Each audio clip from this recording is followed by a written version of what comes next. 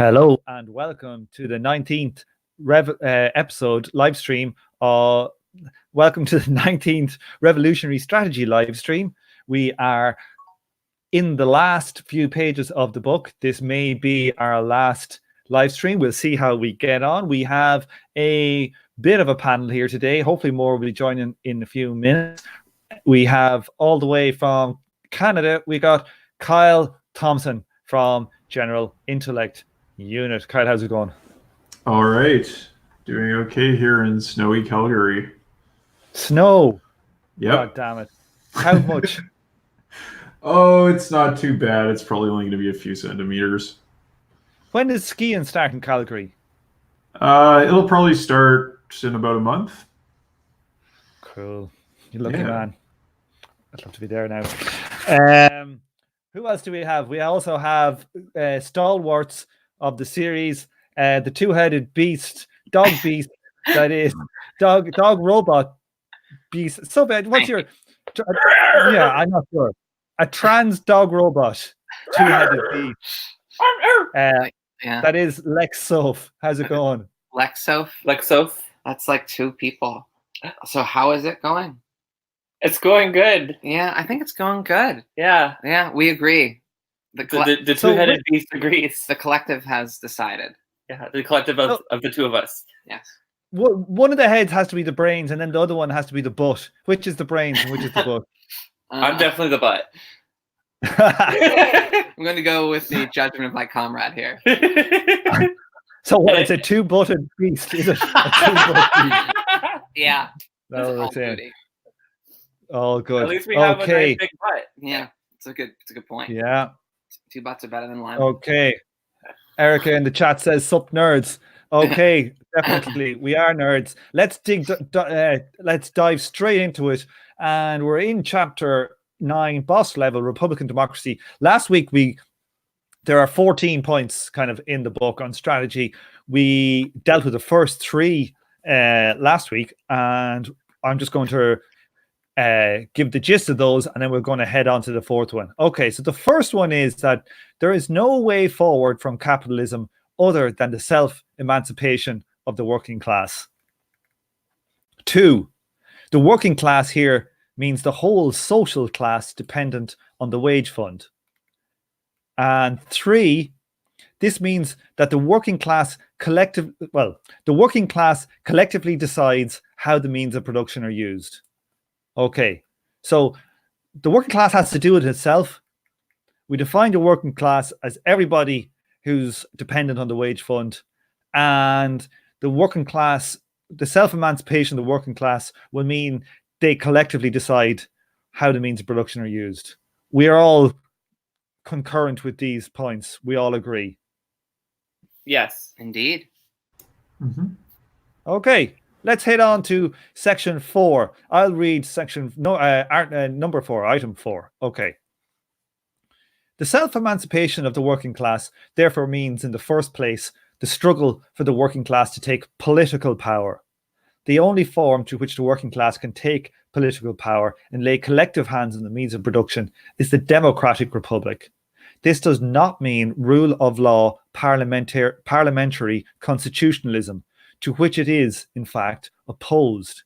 It means a regime in which, in addition to the political liberties partially provided by rule of law constitutionalism, freedom of speech, assembly, association, movement, etc., and an extension of these liberties, all public officials are elected and recallable. There is an extension of these liberties. All public officials are elected and recallable. There is universal military training and service, and the right to bear arms, and political rights in the armed forces, generalized trial by jury, freedom of information, and so on. Okay, what do people think about this? So radical Republican I was democracy. going to say something, but I'm about to sneeze. Don't mute. Maybe. There we go. Maybe you want to ask that again, Tom. Okay, so what do people think about these? Okay, so I guess I have a question in regards to rhetorically, right? Like how, like to me, it feels like universal military training and service, right? That's going to be a tough sell because the rest of this sounds like pretty liberatory, right? Like, I think, like, for example, if I was like trying to convince like a group of anarchists that, like, hey, I'm not one of the bad Marxists, like, let's work together. And I say all these points are going to be like, yeah, I could get down with that. I could get down with the idea of like republicanism as like a fundamental questioning of authority, through democratic means, and fundamental accountability. Anarchists are into those things. But then when I get to, and also universal military training and service, like, I think of, different anarchists I know who are already inclined to not trust me just because I'm a Marxist. And then if I talk about that is going to, and this isn't just at anarchists too, like thinking about like your average, worker or average worker who isn't already politicized. It could work maybe on some reactionary people rhetorically in that, like, oh yeah, like I love this troops, that's cool.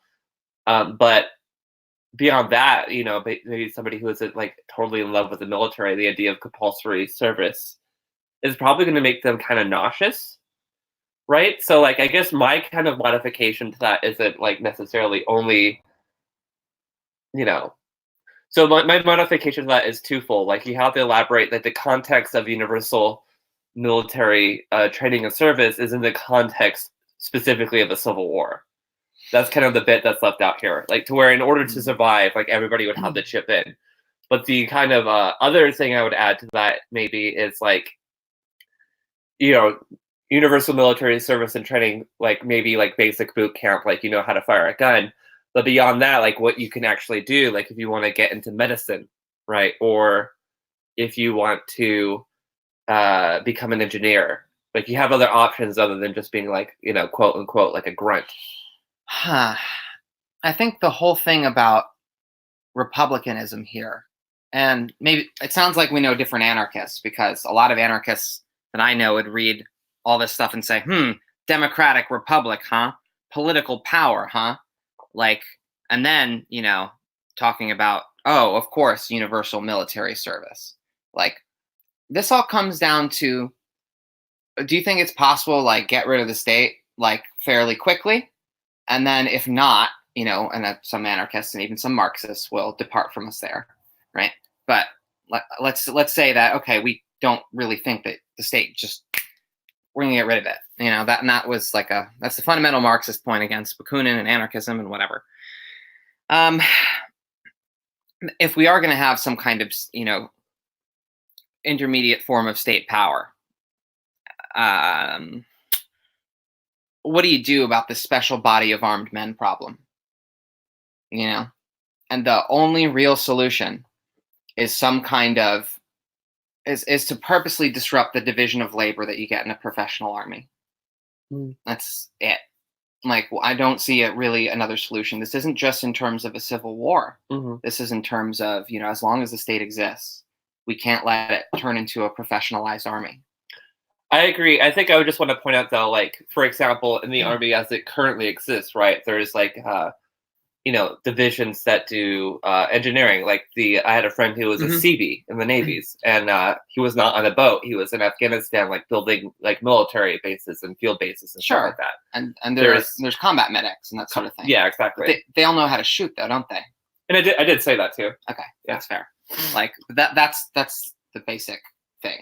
Yeah, I guess what I'm saying is not so much a retort or a logical critique of McNair, but more of like a rhetorical, like reframing to like as a way of selling it. And I think obviously not everybody's going to like buy into this.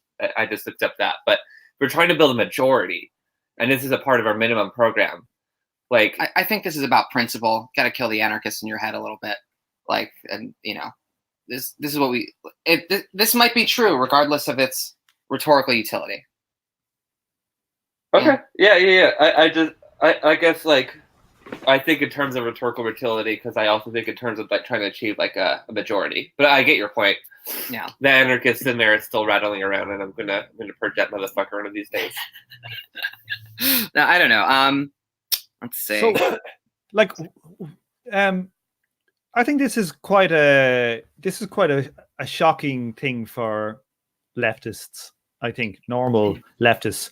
I'm not talking about, say, most of the more radicalized ones, and even a lot of the radicalized ones. This idea of military training and even bearing arms, it feels really quite boss level. It's Sure. it's obviously dealing with this logical problem of the armed body of men, but it still feels like let's imagine, say, in the UK or America today. Maybe America is different, but like most leftists in America are anti-gun. So yeah, the thing is, even in a country that has a right to bear arms in the Bill of Rights, the entire left is, or most of the mainstream left. This is changing a teensy little bit now. Yeah. But most of the mainstream left, yes, the most anti-gun section of society. Social democracy, as it's like kind of building up its strength in the U.S., has consistently proven itself to be to line up with like liberalism. The liberals of America, Democrats on anti-gun stances, and so I think among the more radicalized left, it's not as common as it would be in like Europe or other. I think in Europe it's very anti-gun. I think That's it's what I'm very saying. I think anti-gun. That's what Sophie's, I think, saying. Is that Yeah. Sorry. like- Okay. Sorry. Yeah. there's a contrarian streak to our leftists to try to defend, what in our discourse is, conservative talking points, but do it in a Marxist way. And this is one of those times that makes a lot of sense. With the Rainbow Coalition, we have like a tradition of like radical communists or communist adjacent groups using guns in a very politicized way. And so I don't know, if Europe has anything that's adjacent, maybe like the Red Brigades. I don't know much about that. But Yeah, I mean, they were a little more like, outwardly, like inherently like a lumpen manifestation more than like the Black Panther Party, which had, of course, a whole theory of lumpen and, tried to integrate with them, but, had a sort of separate revolutionary consciousness in a way that it's a bit more developed, possibly. But the point being, the American revolutionary left has like a history with guns, whereas at one point I got into a debate with someone from Europe, someone from, I guess, Oceania, and like they treated me like I was insane because I was pro-gun, basically, like I was some hillbilly, and I'm like a psychotic hillbilly, and those people are comfortable with cops holding the guns. Right, but are you a psychotic hillbilly? I mean, yes, but that's beside the point. Okay. Well, Yes, and no, I mean, like, how could you call yourself a revolutionary if you allow only the state to be armed? Like, that is fundamentally contradictory and not in a Hegelian way. Like, you can't square that circle.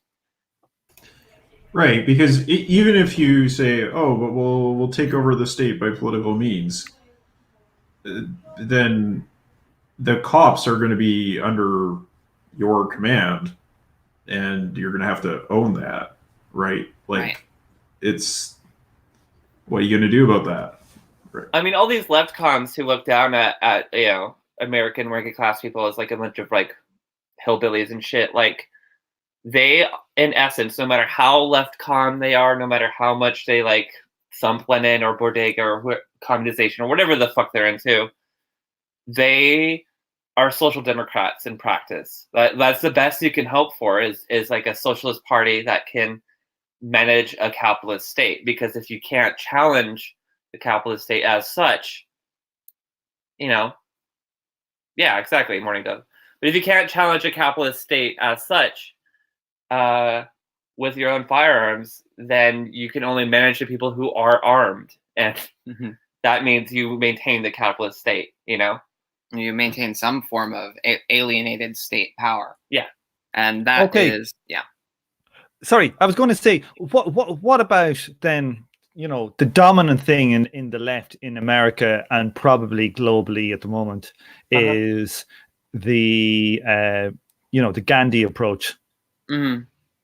Why can't we why does McNair go so much in for weapons? Why not this lie down Gandhi approach? It is an option. It is an option. There is some strand of like, pacifist strategy that could be adapted in a sort of like, I don't know, I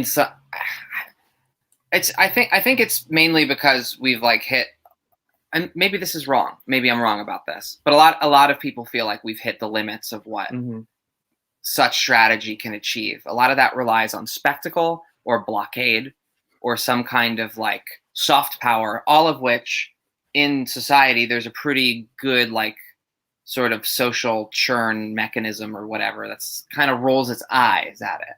It's this stuff. Even when people's bodies are on the line, as it is fashionable to say, like there's enough of I don't know what it is, but this currency has been devalued in a way that's hard to articulate. Like you have, it seems like sometimes that when you do see like autonomous action that's that's like pacified or something, the people are just sort of looking for the money behind it. But maybe that's a bit cynical. What do you mean? Well, like, is it funded by a Democratic front group in the U.S. in particular? Yeah. Or like an NGO that's connected to the Democratic Party? I mean, probably a good example of why people think this is something like Extinction Rebellion, where, they've been staging relatively, big civil disobedience actions, but there's some kind of weird nonprofit management thing going on that has like a significant state loyalist streak. Right. It's incredibly middle class. Right. It's incredibly there are no that kind of not in a Marxist sense working class, but like this verifiable looking working class English people on it. They're unbelievable. It's unbelievably white, middle class. It's hippie. It's quite the same kind of vibe as a lot of the stuff that was in Occupy movement.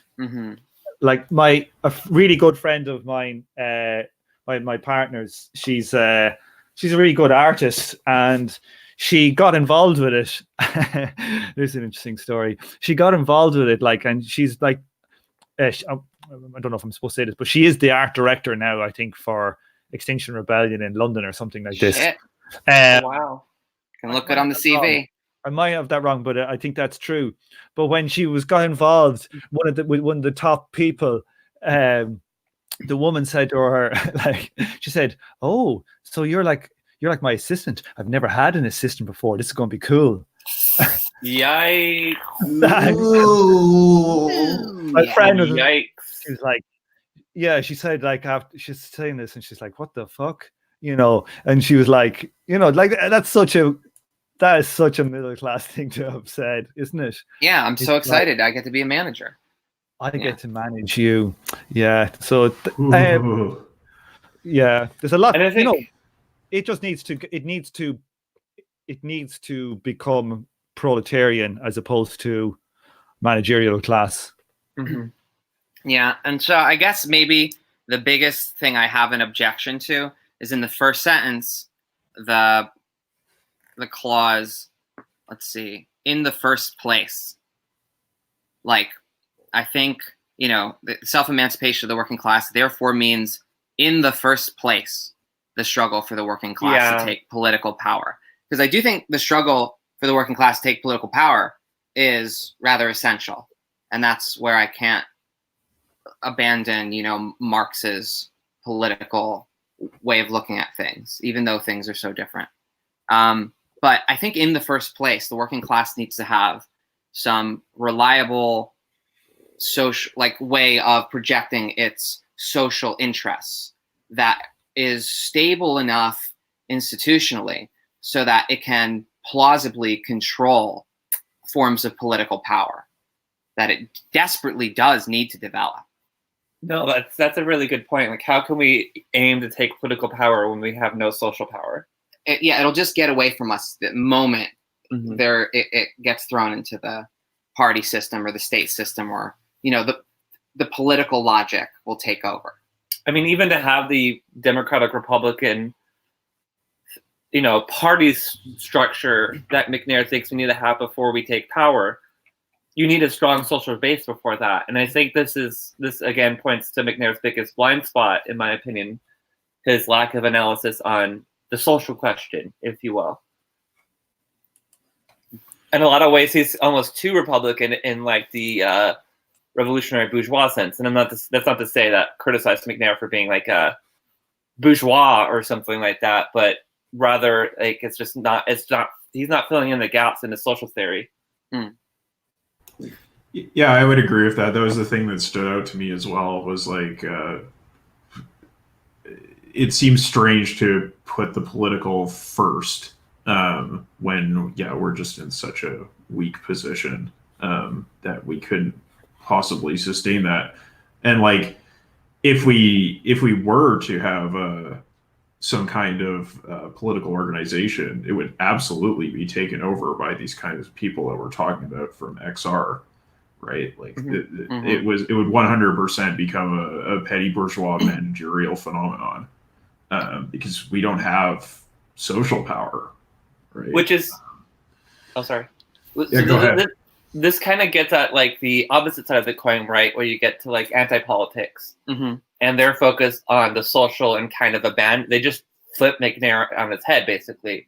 They abandon the political and focus on the social. But what ends up happening when there's a social base with no political objectives or aims or institutional aims is that it gets swooped up by these, managerial people very often.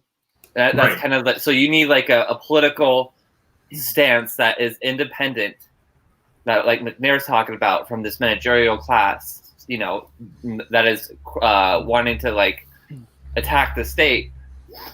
But then you also need a social base for that to happen. And so like it's really like Anti-Pol and McNair are both wrong. And like the person who's correct is Marx. Right. Like, yeah, although I would say that fits maybe the communizer mode a little better. And anti-politics is at its best is some kind of attempt to wrestle with the necessity of attacking the political sphere and bringing a disruption in the political sphere.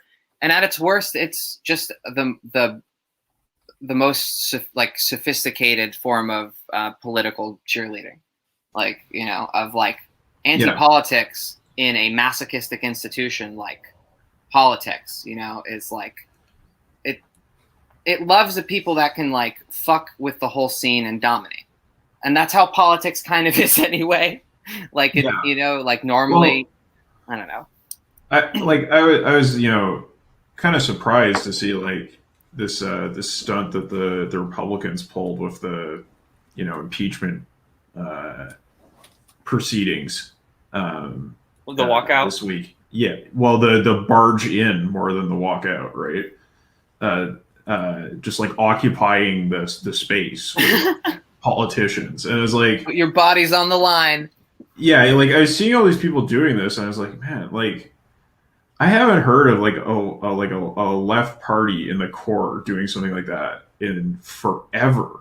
Like forever. The respect for parliamentary proceedings is so strong, and like the willingness to disrupt the political system is so weak. Because like you can go back to like the 60s or the 40s or 50s or whatever, and there's examples of like socialists barging into parliament and causing a scene and this kind of stuff. But like it was just kind of unthinkable at this point in time that would happen. And like honestly, it's kind of normal to have big, spectacular, like political like activity that's disruptive like that. That's a little more threatening. Like it's I think part and parcel of people being totally alienated. That kind of stuff. That people don't even do that kind of shit anymore. Like right. Like people used to get like roll their eyes and be cynical about that sort of thing. And similar way that I was talking about like the way people look at like what appears to be autonomous social activity as kind of like, I don't know, it's a devalued currency. You know, yeah, there were times when, oh, here comes the socialists and communists. Oh, they're going to be incredibly disrespectful and antagonistic within bourgeois institutions. Again, yawn, eye roll. We all know they're just, you know, we all know that they're still somehow bought into this system. You know, like this critique could still happen even if people were more like spectacularly antagonistic. But in the absence of that, you know, even that historically precedented spectacular antagonism, there's just no plausible way of thinking that there's some kind of real revolutionary force in society impinging on left politics right now. Yeah. But I think that's like the steel man version of anti-pol, and I have like a lot of respect for anti-politics, just to be clear, but like I think the better version of it is like pushing leftists to not be like respectful parliamentary procedure and to be more like fuck you, like this is all wrong and you all suck, and just to let them know, you know, like I totally vibe on that kind of stuff. And that's what attracted me to anti-politics in the first place. I just think that like, and you're right, it's more of like a communization, like kind of focus on the social kind of thing that I was talking about. But I have heard some anti-politics people kind of like really only focus on the social, and that's like their way of doing anti-politics. Sure. Not that they like don't think we need like a political program or anything, but they go too far in the opposite direction. Just like I don't think McNair completely dismisses the social question. I just think it's like a weak point in that theory, and I feel like it's vice versa for some anti-pol. Yeah. Well, I think what we should do is we should like barge onto like say Question Time on BBC. We should like do a shit up on top of in front of the camera and then smear it on all the panelists. That's what we should start doing. Yeah, I've sometimes I've sometimes said that we need we need to divert the energy of Eric Andre into parliamentary bodies. Like, that's where all that, you know, millennial nihilism should go. Absolutely. No one ever did. Anybody say anything on political rights in the armed forces? I don't think anybody has even mentioned that. This is like really important, right? So, I mean, when I personally think about universal training and service in the military, I can appreciate the logical need for it, but it is quite an intimidating prospect to me because, like, historically, or my personal history of my life, I really haven't done very well with large hierarchical organizations, and they tend to leave me with a lot of psychological trauma. And so, you know, I'm very much of a split sort of mind on this because I have a lot of really bad experiences that I'm sure would be 10 times worse in the military. But at the same time, I absolutely understand the logic behind having universal service and training. And it really comes down to like my degree of trust in this kind of proposal really comes down to like how legitimate are these political rights going to be? Because if the political rights are empty, or if, say, a military with officers elected by jury is strategically ineffective, and expedient says, well, forget the rights, then that's a really dire situation, and it's going to lead to recreating a state. Yeah, the forms of military authority there are many states like this. No, forms of military authority are political authority, like if you're not careful. So that's the thing about republicanism and the reactionary critique, you know, in the Western tradition of the, you know, ancient democratic republics, you know, what people call democratic republics in the Western tradition, being, you know, Sparta and Athens, you know. The reactionary critique is, look, this stuff is just, it's going to be like, this is the long road to autocracy. You know, you're better off just, you know, picking a king or something. Like, you think you're going to get universal liberty. So this is quite a formidable critique. I say it's reactionary just to name where it's normally coming from. And yeah, the liberal Enlightenment people, they were trying to do some kind of middle ground between fucking all-out democratic republic, and that's where you get this rule of law constitutionalism stuff. Lexi, I can't believe you said pick your king. It's so sexist. What's going on here? Well, could of course be a female king, a woman king, like in Poland. A female king? A female king? Yeah. The other sort of thing I wanted to address is like the examples of republics or of parliamentary democracies, constitutional monarchies in the world that actually have universal training and service today, right? And like probably the most conspicuous one that we can think of is Israel, right? Yeah. But if you want to look at examples that are a little bit less terrifying, then Norway. yeah, you can look at something like Norway. You can look at something like Norway is probably the least terrifying option, right? And it's like it feels like those institutions have decayed significantly under the influence of NATO. Like the fact that the majority of relevant military forces are actually professional militaries kind of has like undermined any of the principles behind those institutions, and it's kind of like a thing people just have to suffer through. Right. And I guess like isn't like Switzerland another example of a country with like a lot of sort of democratic military engagement? That would at least go with their sort of, direct democracy kind of approach. Yeah. I guess it just, I don't know. Like the only thing I can really seem to take from this is that like the best cases that we see in the world today are the ones where it's kind of like just a bother and something that's kind of resented by the population because they don't see any value in it. And the worst cases are like, basically like the worst tendencies we see in American politics towards like military, like fascist thinking, but like that indoctrinated into the entire population by means of military service. And so like, I guess, if it was in a more revolutionary context, I could see those more positive cases having more meaning, but it's hard to point to examples to say like, oh yeah, like universal service is creating a vibrant democracy in this country. There's just so many surrounding factors. I knew like I used to work for Ericsson, their like Swedish company, so I knew a lot of like Swedish and Norwegian guys. I think Finland did it as well. All those ones there up near Russia, they were all shitting themselves, so they'd be taken over by the Bolsheviks again, probably. But they didn't think they didn't have a negative experience of it, as far as I could tell.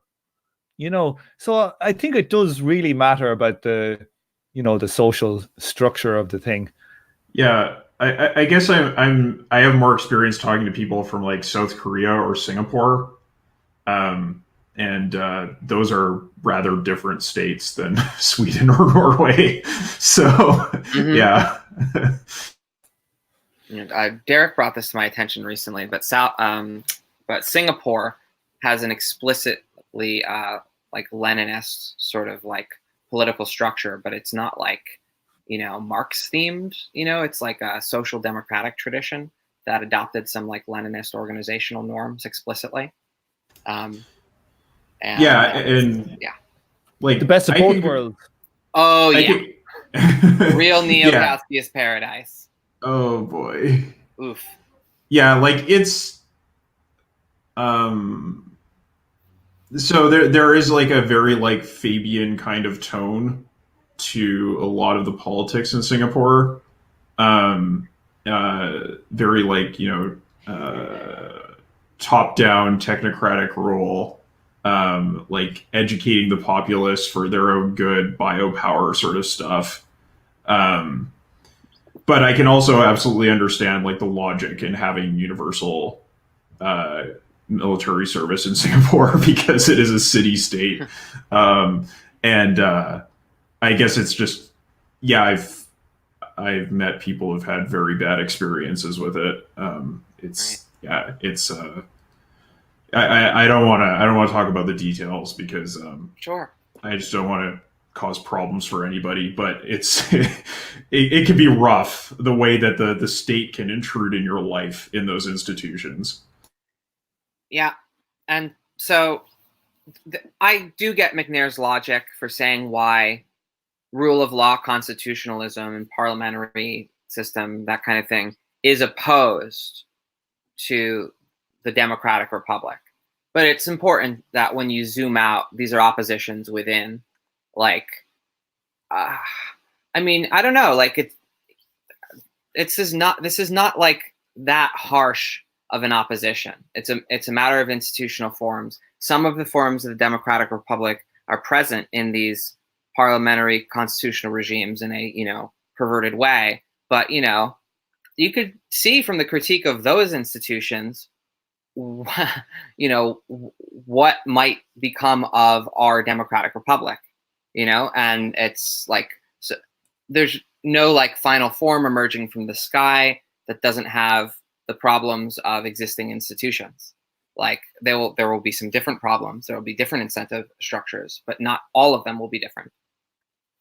When I think part of too, like what is making us kind of uneasy between like the difference between rule of law or constitutionalism versus like democratic republicanism is that while what McNair is trying to articulate is Marxism, which is supposed to transcend the Enlightenment, fulfill it in a way that transcends the Enlightenment, republicanism, right, as a philosophy, explicitly comes from the Enlightenment, right? As do like freedom of speech and all these things, which are found in both quote unquote rule of law constitutionalism and democratic republicanism.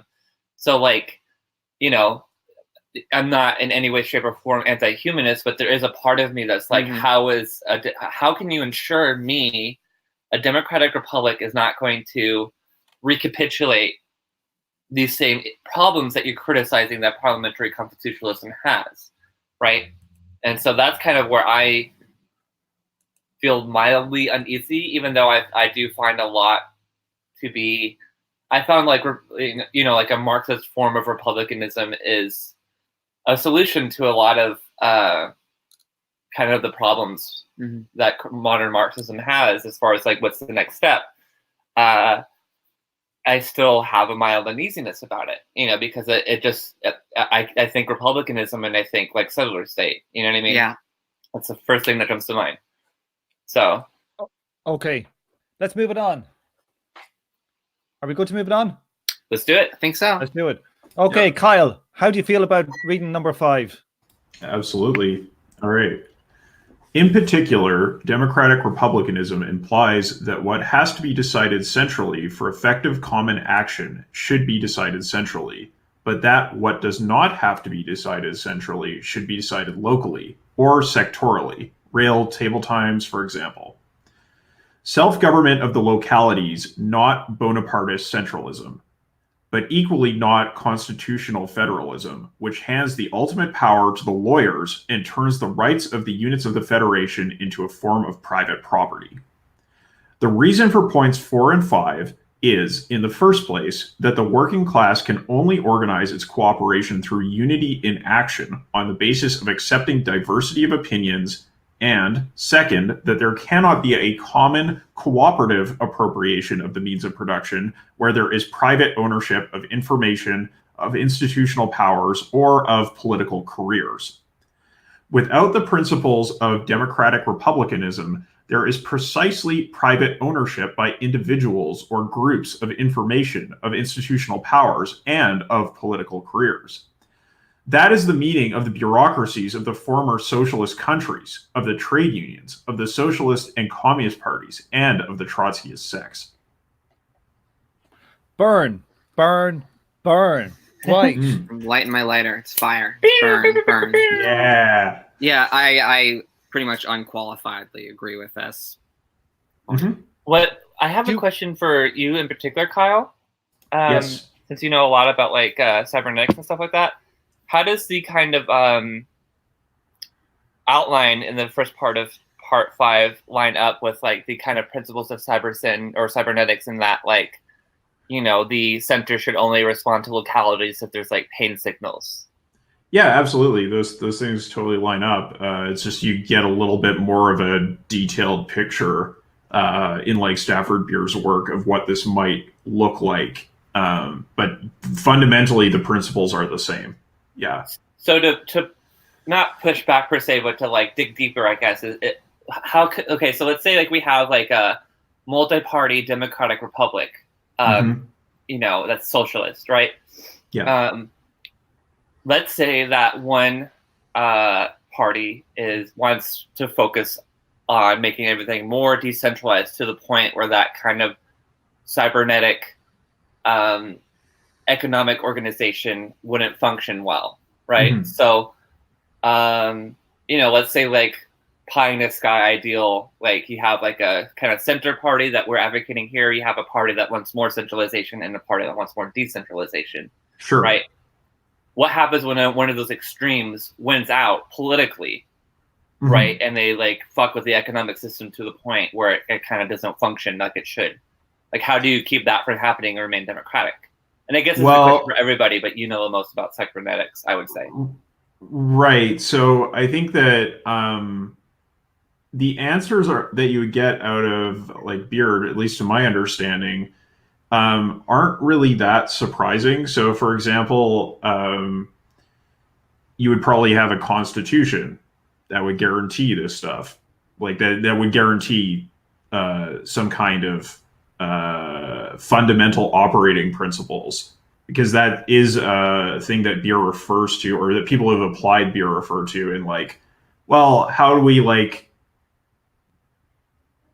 maintain agreement on the way the system ought to operate? And like, you can talk about, so for example, in Beer's system, like those kinds of questions are things that are like referred to as like system 5 concerns, which are concerns about the entire, like principles that are guiding the entire polity.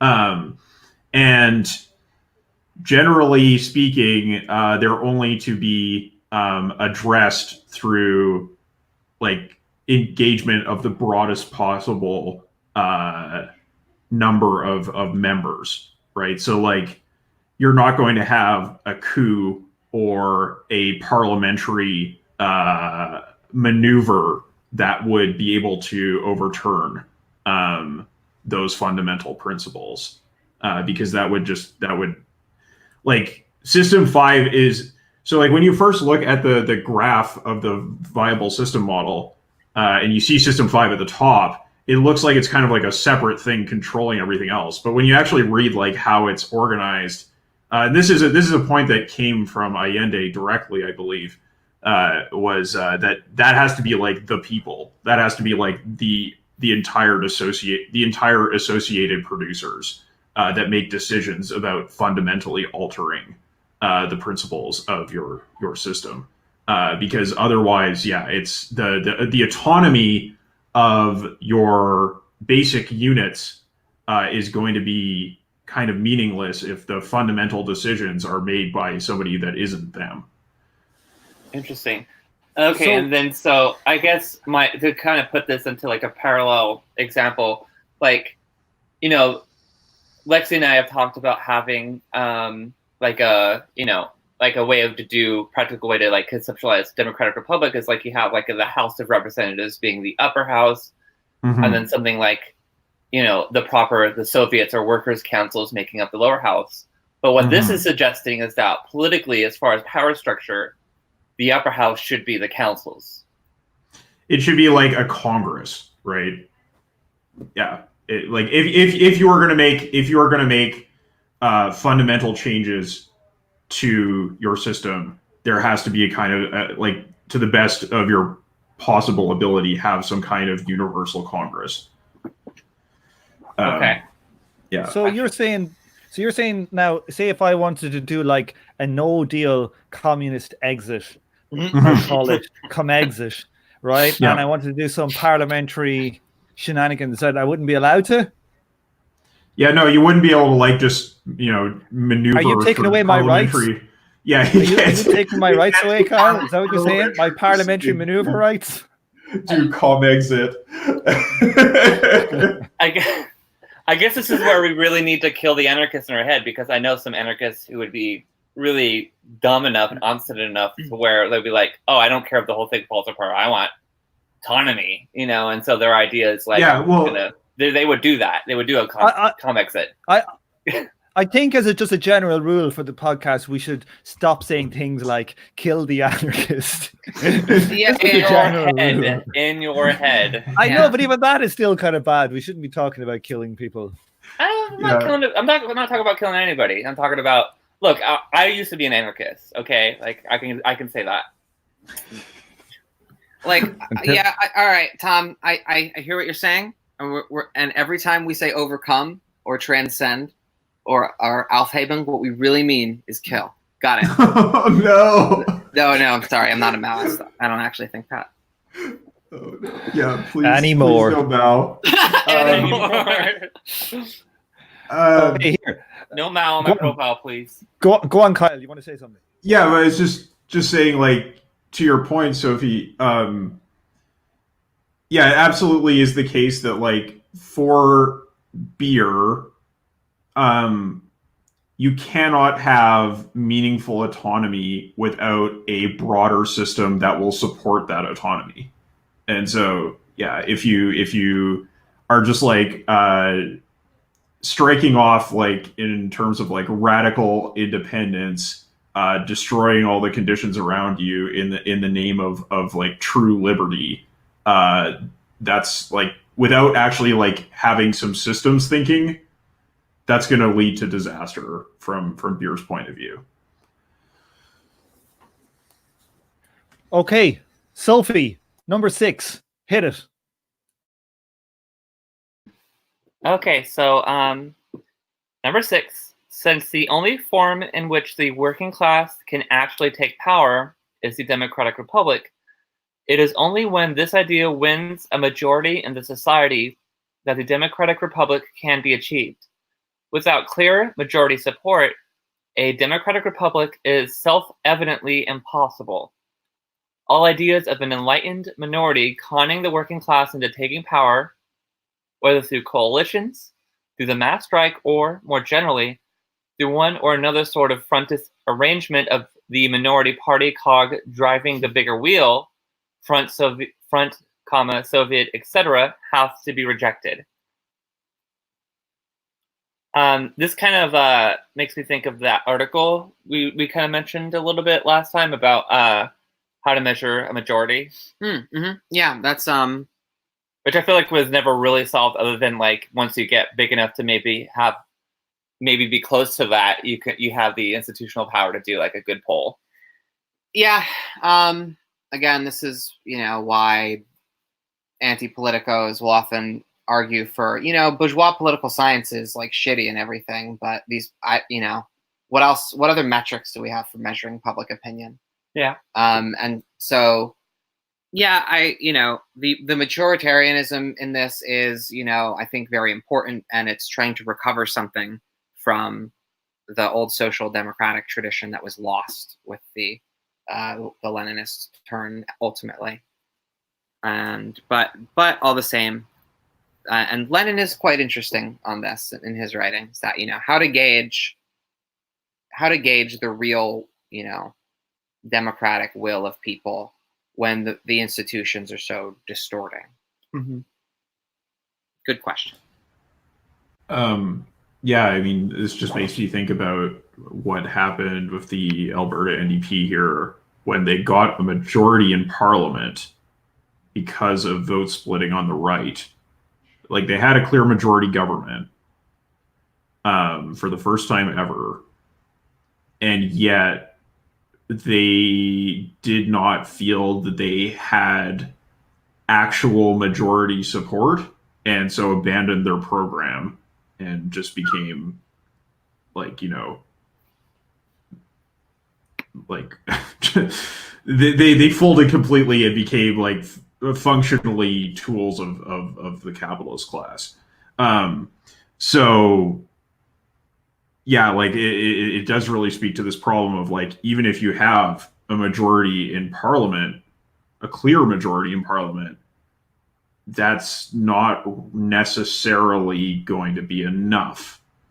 So how do you measure what clear majority support is becomes a very significant strategic question, as well as one of like sort of ideal political moral philosophy. Because yeah, if you don't think people are actually going to come out and support you when you just got into government, you're getting all kinds of death threats, the media is attacking you, then you're probably going to fold strategically. Right. So like what kind of what you're talking about is a situation of like a false, what potentially might have been like a false negative, right? Like, perhaps like you do have support and you should go through with the damn thing. But then, if you act on that when it's a false positive, the results could be disastrous, possibly even more so than acting on a false negative. Yeah, and this is the thing that really messes me up, because like the Alberta NDP did not block with any other party to get into government. They had a political program that was quite antagonistic to the existing status quo. They still got a majority in parliament, and yet that wasn't like, that seems to check out like a lot of McNair's sort of political principles. I guess the only thing is that their political program wasn't radical enough, in the sense that like it wouldn't fit the minimum program that McNair is laying out here. It was still like well within the bounds of capitalism. So like maybe if you had a more radical program, you could get elected, and that would give you a mandate. But it's really concerning to me that you have these kind of cases where like, okay, we're not blocking with the rest of the parties. Like we're only going to get elected when we have real majority support, and then you get into power and it's still like, this isn't good enough to actually implement a radical program. So what you're, if I'm understanding you correctly, what you're saying is like the kind of concerns about having the electoral mandate not being enough that McNair outlined in that article is actually incorrect, or that it's not, No. not that it's incorrect, No. but rather that it's concerning that it's so distorting. Well, like even if you have the electoral mandate, you don't have a mandate. But Kyle, if I'm reading it correctly, you think that maybe the party you're talking about in Alberta did have a mandate, and that the death threats and the media wasn't representative of the general will. Yeah, I think that there was a kind of uncertain degree of popular support. Like, how much was this a protest vote? How much was this discussed at the however many decades of previous conservative rule? Like, it was really hard to say, and yet strategically, a lot of what they did lined up with what McNair proposes in this book, right? In terms of pursuing an independent course and not getting into power until you actually have popular support. It's just, that didn't really seem to be enough to actually act in the way that McNair advocates. So yeah, that's what really like kind of messes with my head, where it's like, like McNair's strategy doesn't necessarily seem to lead to the kind of majority support that you would want to actually act on the sort of things he's proposing. So to elaborate, perhaps the issue comes back to like the social issue, right? Like, Yeah. if you focus only on politics, what will end up happening is that you'll meet the conditions to quote unquote take power, right? You won't form a government with the right wing loyalist party or anything like that. and then you'll just end up being an independent party, alone forming the government, not able to really smash this bourgeois state machinery or whatever, like because you don't have a social base. So you have no way of checking the social base because you're so political. Reasoning from sort of like the framework that McNair is working in, like I'm trying to think about like what the options could have been. Like the options could have been throw the election somehow.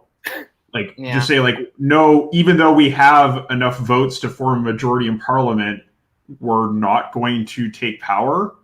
Or the options could have been to like split more definitely with the right in that party.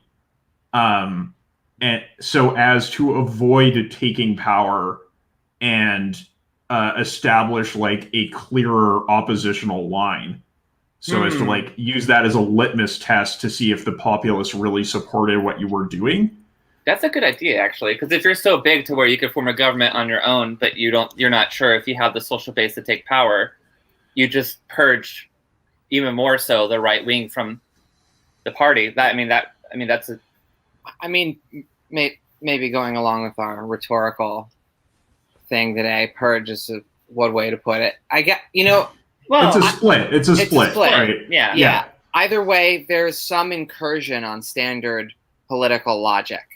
Like it's all anathema to regular political thinking, and practical political thinking in most cases. If what you're trying to do is not, develop communist revolution, you know what I mean? Like, then, like there's a standard logic that you have to kind of deviate from, and how to, deviate from that in the right way in these circumstances is by no means really like clear. Right. Yeah. Absolutely. And yeah, it's just interesting. Like when you run into a case like this where you're taking power for the first time against a conservative ruling bloc, like a sort of Gramscian hegemonic bloc that had been in power for like, I don't know, half a century. And your line is oppositional to what business as usual is. Like, how do you know it's not oppositional enough? Right? Is it just like, no, we have to say socialism now?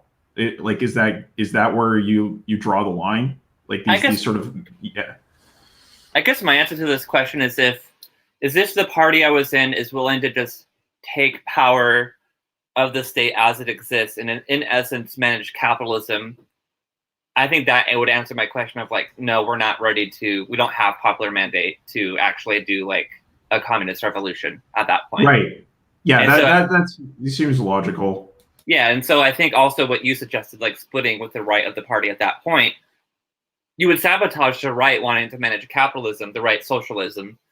And but that the other implication of that though is that for the kind of normie perspective of politics, people might get mad at you for that. Like not even other socialists, just like the general population might get mad at you for that because they don't want to deal with conservatism anymore.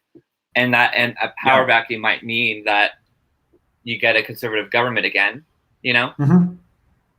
Oh yeah, definitely. Because you would expect the right to block with one of the wings of the conservative side, right?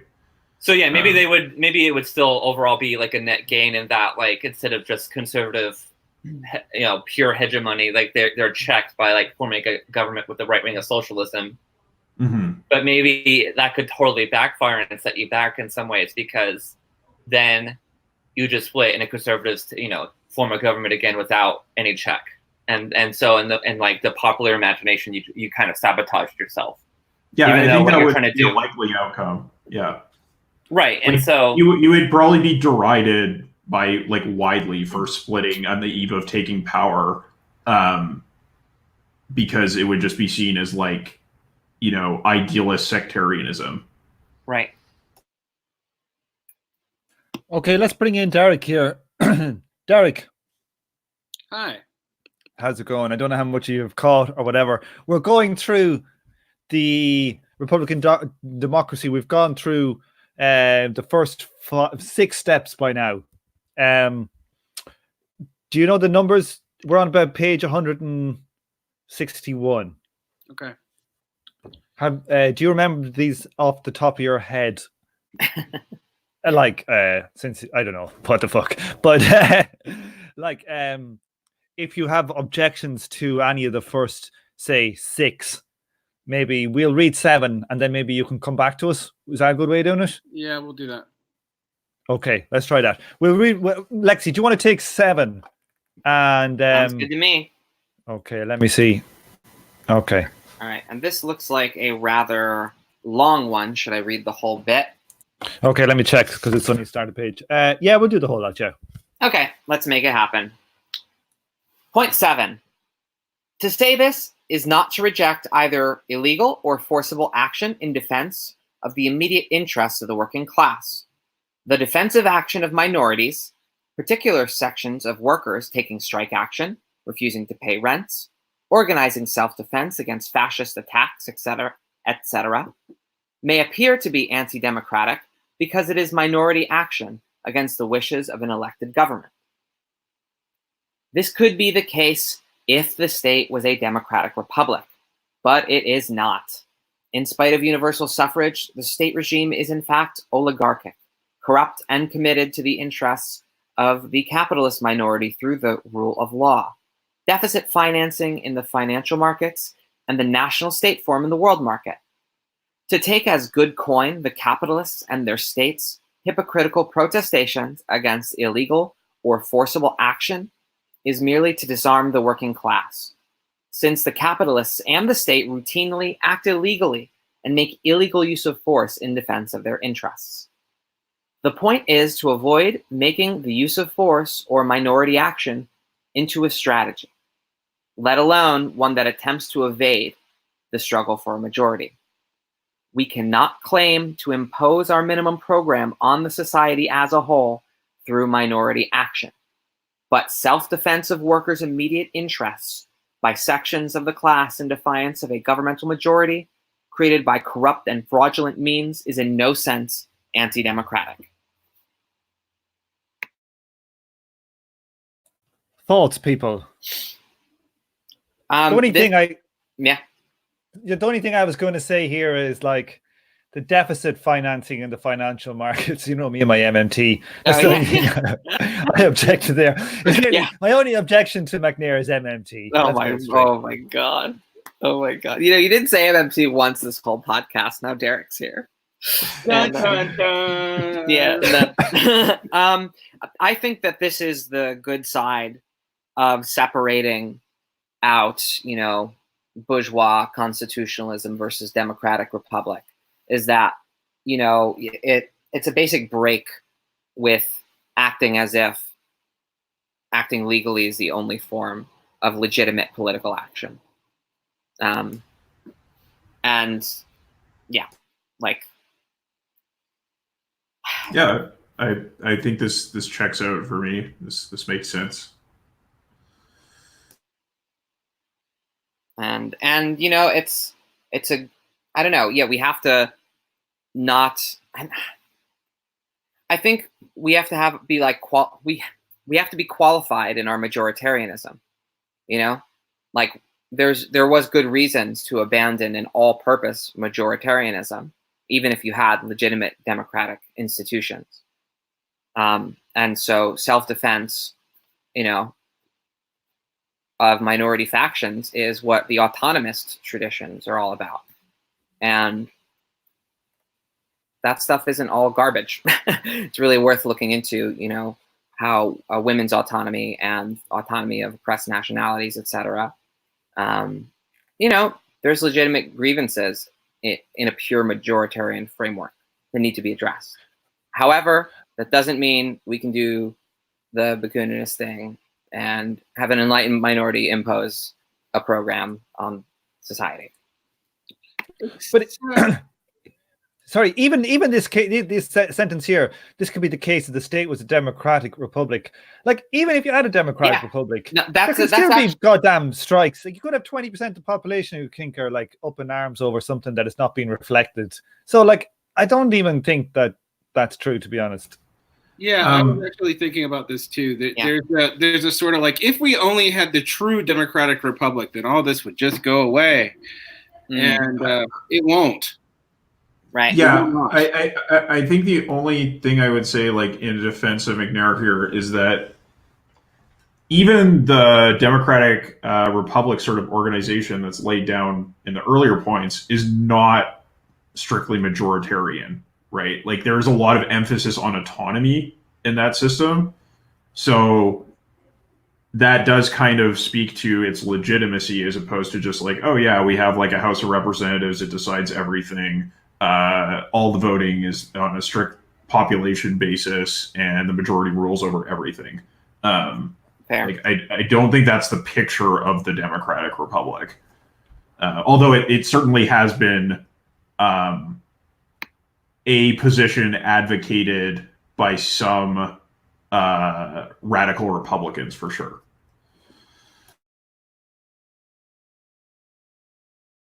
Yeah, I'd say that's a fair qualification.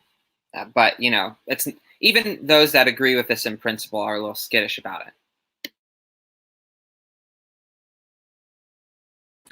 Derek, do you want to say anything about the other six?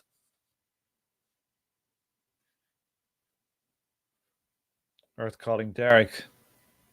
Derek is dead. Derek's dead, baby. Derek's dead. I'm back. No, I'm just looking over them real fast. Okay. Should we come back to you? Why don't we go on with 8 and then we can come back? Yeah, like maybe it can deal with them in one go. Let's finish the section before party. Oh no, Yeah. we're about to hit party. Yeah, we just actually finished the section. This would be the time to reflect. Yeah, the issue I have with some of this is the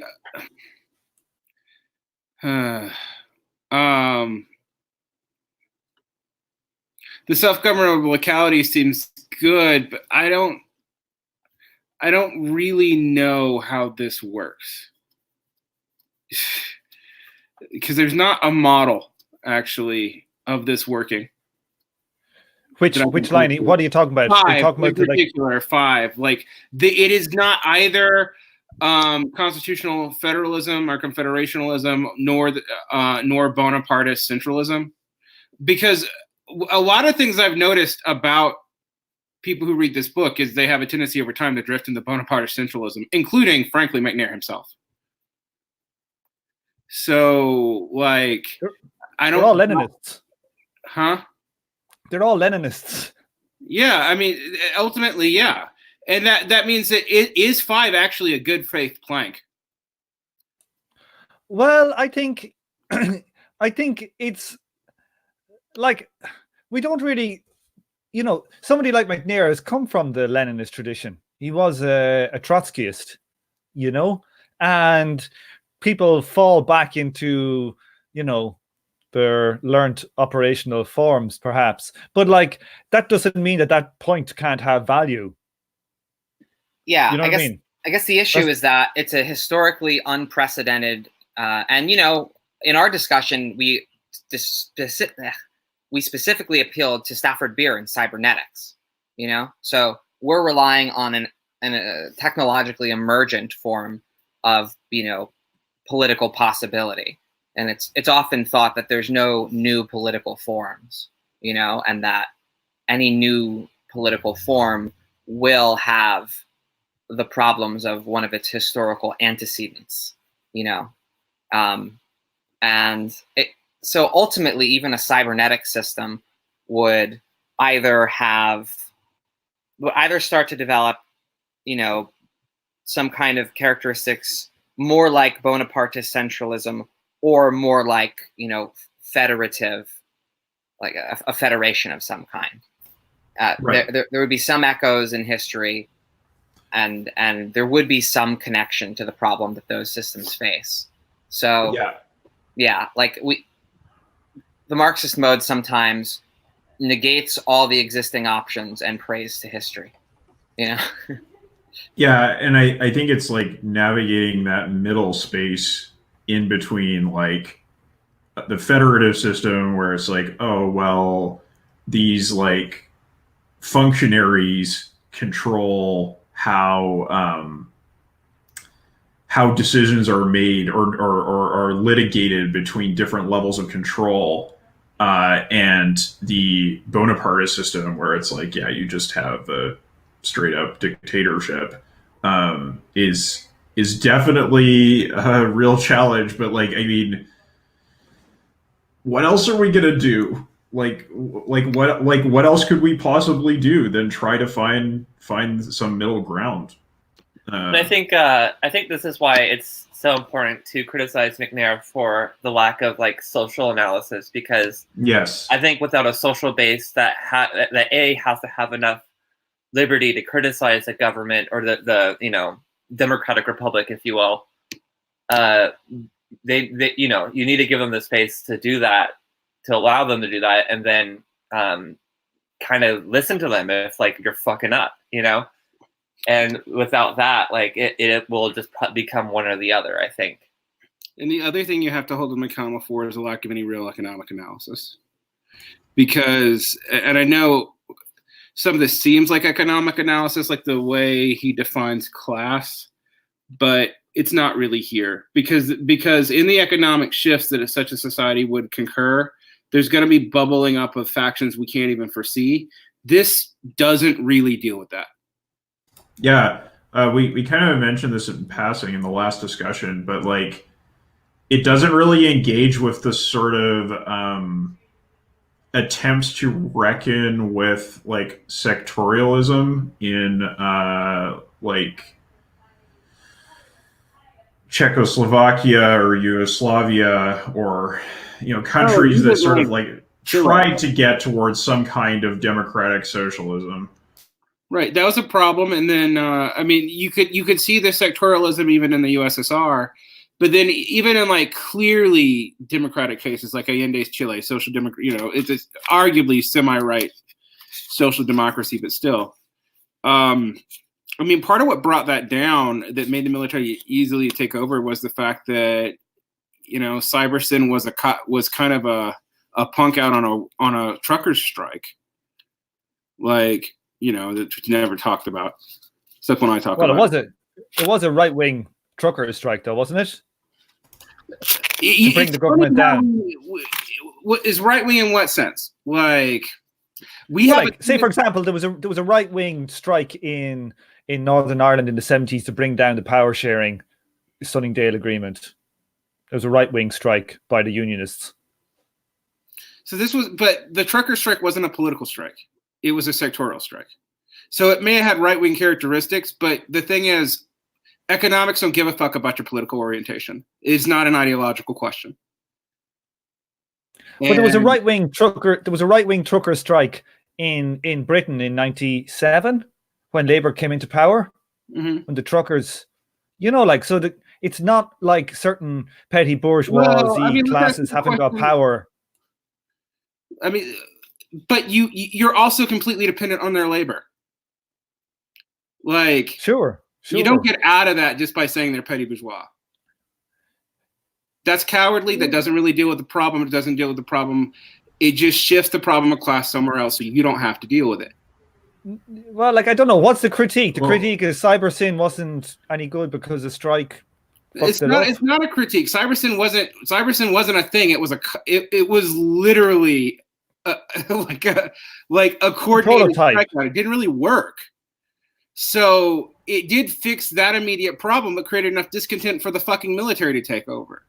And since also they didn't arm the working class, and also they had something that Mount does agree with, had a penchant for legality, they were doomed. But come on, Derek. Are you really making the claim Cybersyn caused the coup? Come on now. That's fucking stupid. You're actually missing the point. But no, did you not say that? No, I did not. Sorry, I thought you said that. That's grounds for the coup to happen. That's not a causal thing. But surely the causal thing of the coup is not Cybersyn, but the actual social.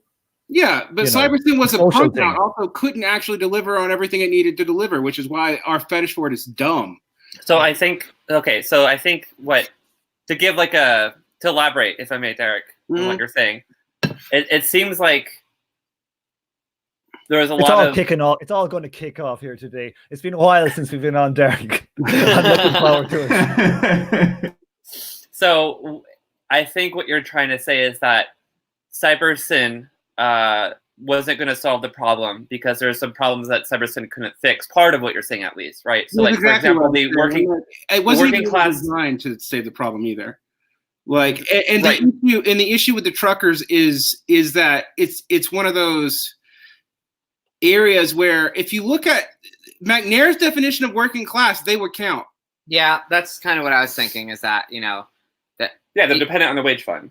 yeah, and, Yeah, and right, the reason right. the reason that they appear kind of petty bourgeois or something nowadays is because some of them have been able to hold on to their unions, and kind of have like some sort of sectoral like advantages. That Right, are like- No. non-unionized. The thing is that most of them typically own their trucks. They're Okay, self-employed. There's That's a point I the want to thing. make Yeah, independent on of their the tools, truckers, though. That what I'm trying to say is that CyberSyn can't arm the working class for you, right? And part of what was Right. going on in Chile is like when you have a political structure where there's still all of your political power is concentrated in a central body or in like a hierarchical sense, without any kind of checks on that, a colonial or an imperialist superpower could come off, chop the head of that, and get the support of the military. Yeah. Right? Like, in the end of the day, like the military, yes, like they didn't really properly deal with it, but you got to have the magic ingredient of imperialism. So I guess I don't maybe- actually even think that's totally true. I think that could have happened organically within the Chilean state, even of itself. All you need is a strong enough reactionary force that can take advantage of the fact there is. It could have happened that way, it's but what okay. did happen was imperialism. Well, but I think, to another point you were making is that we had a pacifistic, legalistic social democratic movement. Right. That was Correct. completely unable to defend itself. Mhm. And maybe a Unwilling. version. Not even Yeah, unable, unwilling. Unwilling. Yeah, So yeah, unwilling, I think unwilling is more accurate because it would probably have been able to defend itself. And if CyberSyn was used to coordinate, like a preemptive, like defensive, like I don't know, like if CyberSyn was used to coordinate a response or a preemption even of the coup, we might be having a different conversation. Right. But But come on, it- was CyberSyn not really a prototype that wasn't fully installed everywhere? Well, Are we Cyber- just getting like No, no, no. crazily ahead of ourselves on what CyberSyn that was in No, that's what Chile I could have actually It done? was like 4 computers in a room that had some planning capacity that could actually. Well, it's not so much the computers in the room, it's how many nodes in the network outside in the country. It seems like kind of like, it seems to me it was just like a cool prototype that was run on the side that got some actual use before it got implemented and everyone got shot. Right. And No. to discuss like Derek's point also, like I don't think any of us here really stand CyberSyn in the way that you kind of are saying in this discussion, but I think rather like we all look towards cybernetics as a concept, as a way to help with planning, and we look towards that because, as Lexi said, like the form that we're discussing has never really existed, right? Right. And And the other- cybernetics in the way that we want it to exist has never really existed. Not even Right. with CyberSyn. That But- was just the closest we got. The other thing that's the elephant in the room is the cybernetics only works as a fix if social antagonism is not there, which is what you were getting to. So all these things are tied Yes. together and they're not Yes. resolved. Like, So I think Yes. like the universal military part, or universal like training part, where like you have like armed working class who can defend. Without that ingredient, it doesn't matter how sophisticated of a planning mechanism you have, if it could just be usurped.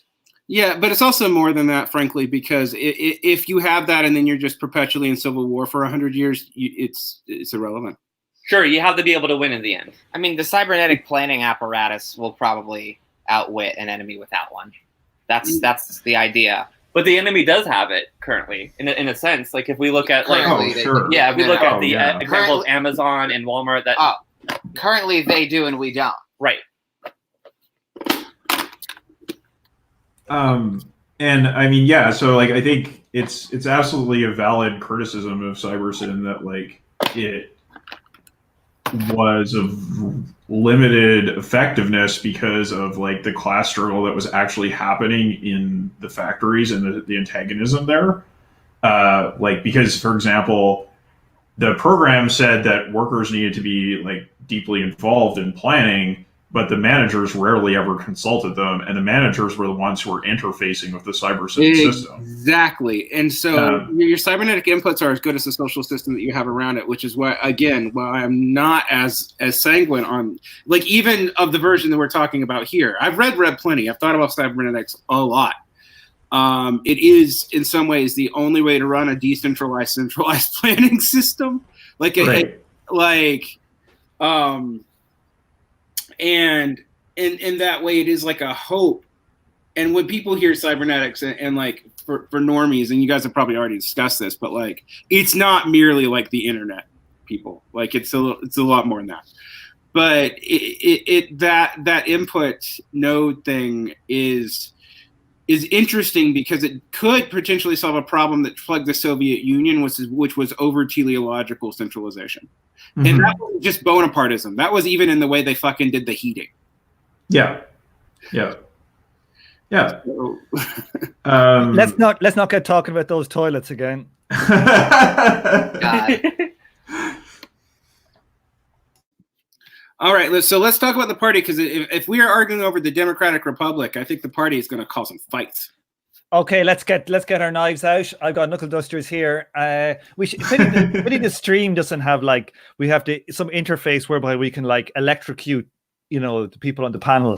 If they have my God, that'd be good. Like that'd be so good. Wrong streaming platform. Yeah, it is. Should we move to Pornhub?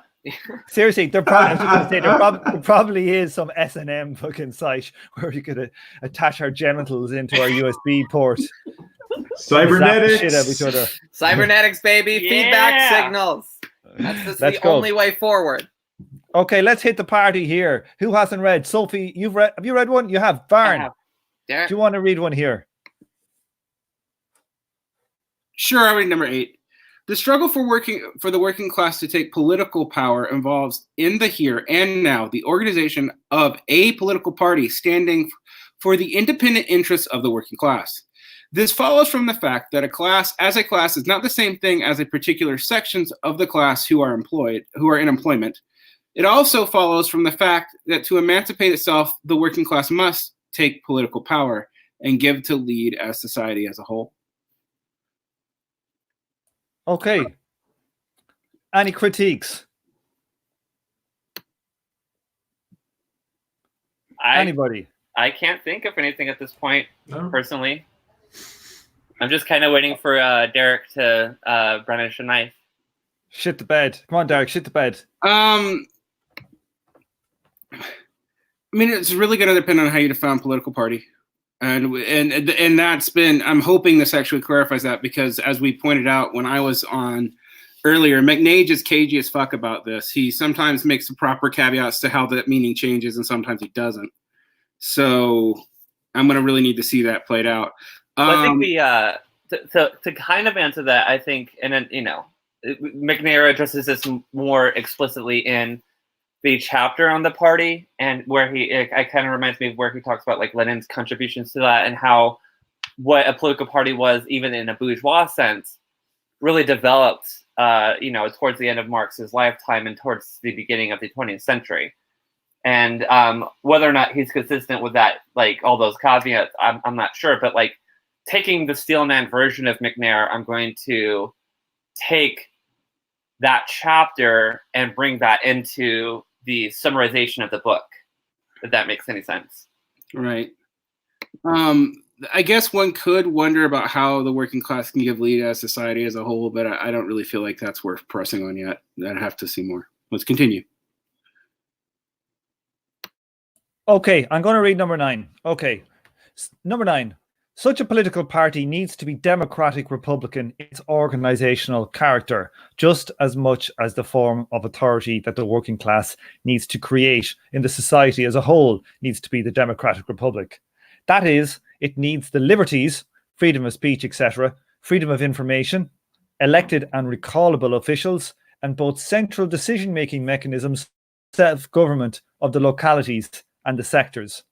The last point follows in the first place from the point made to explain points 4 and 5. The working class needs the principles of democratic republicanism in order to cooperate, and there can be no real free cooperation where there is private property in information and in political careers. And it follows, one second, give me a drink here. It follows in the second place from a central lesson of the Russian Revolution, repeatedly confirmed elsewhere. It is the existing party organizations of the working class that can offer an alternative form of authority to the authority of the bourgeoisie, not the trade unions and not the improvised organization of the mass struggles such as Soviets. Moreover, all states are party states, shaped by the parties that created them, and excluding the parties that opposed their creation. Hence, a bureaucratic centralist party, if it took political power, would inevitably create a bureaucratic centralist state. Okay, Discuss. so one thing that I want to talk about is like, how can we ensure, so McNair wants explicitly to have like freedom of opposition, right, and all that good stuff, like factions and or other political parties. But I remember one time outside of pod, Lexi and I were talking about this, and McNair makes room for a single party state as long as it has factions, right? And Lexi expresses skepticism about that, if I'm remembering correctly. Oh yeah. So how can we ensure, right? So like, yes, like, you wouldn't want like pro-bourgeois parties in like a communist democratic republic. To me, that makes sense as a given. Like, I think we all agree on that. But how can you ensure, right? So like it says all party states are shaped by parties that create them, excluding parties that oppose their creation.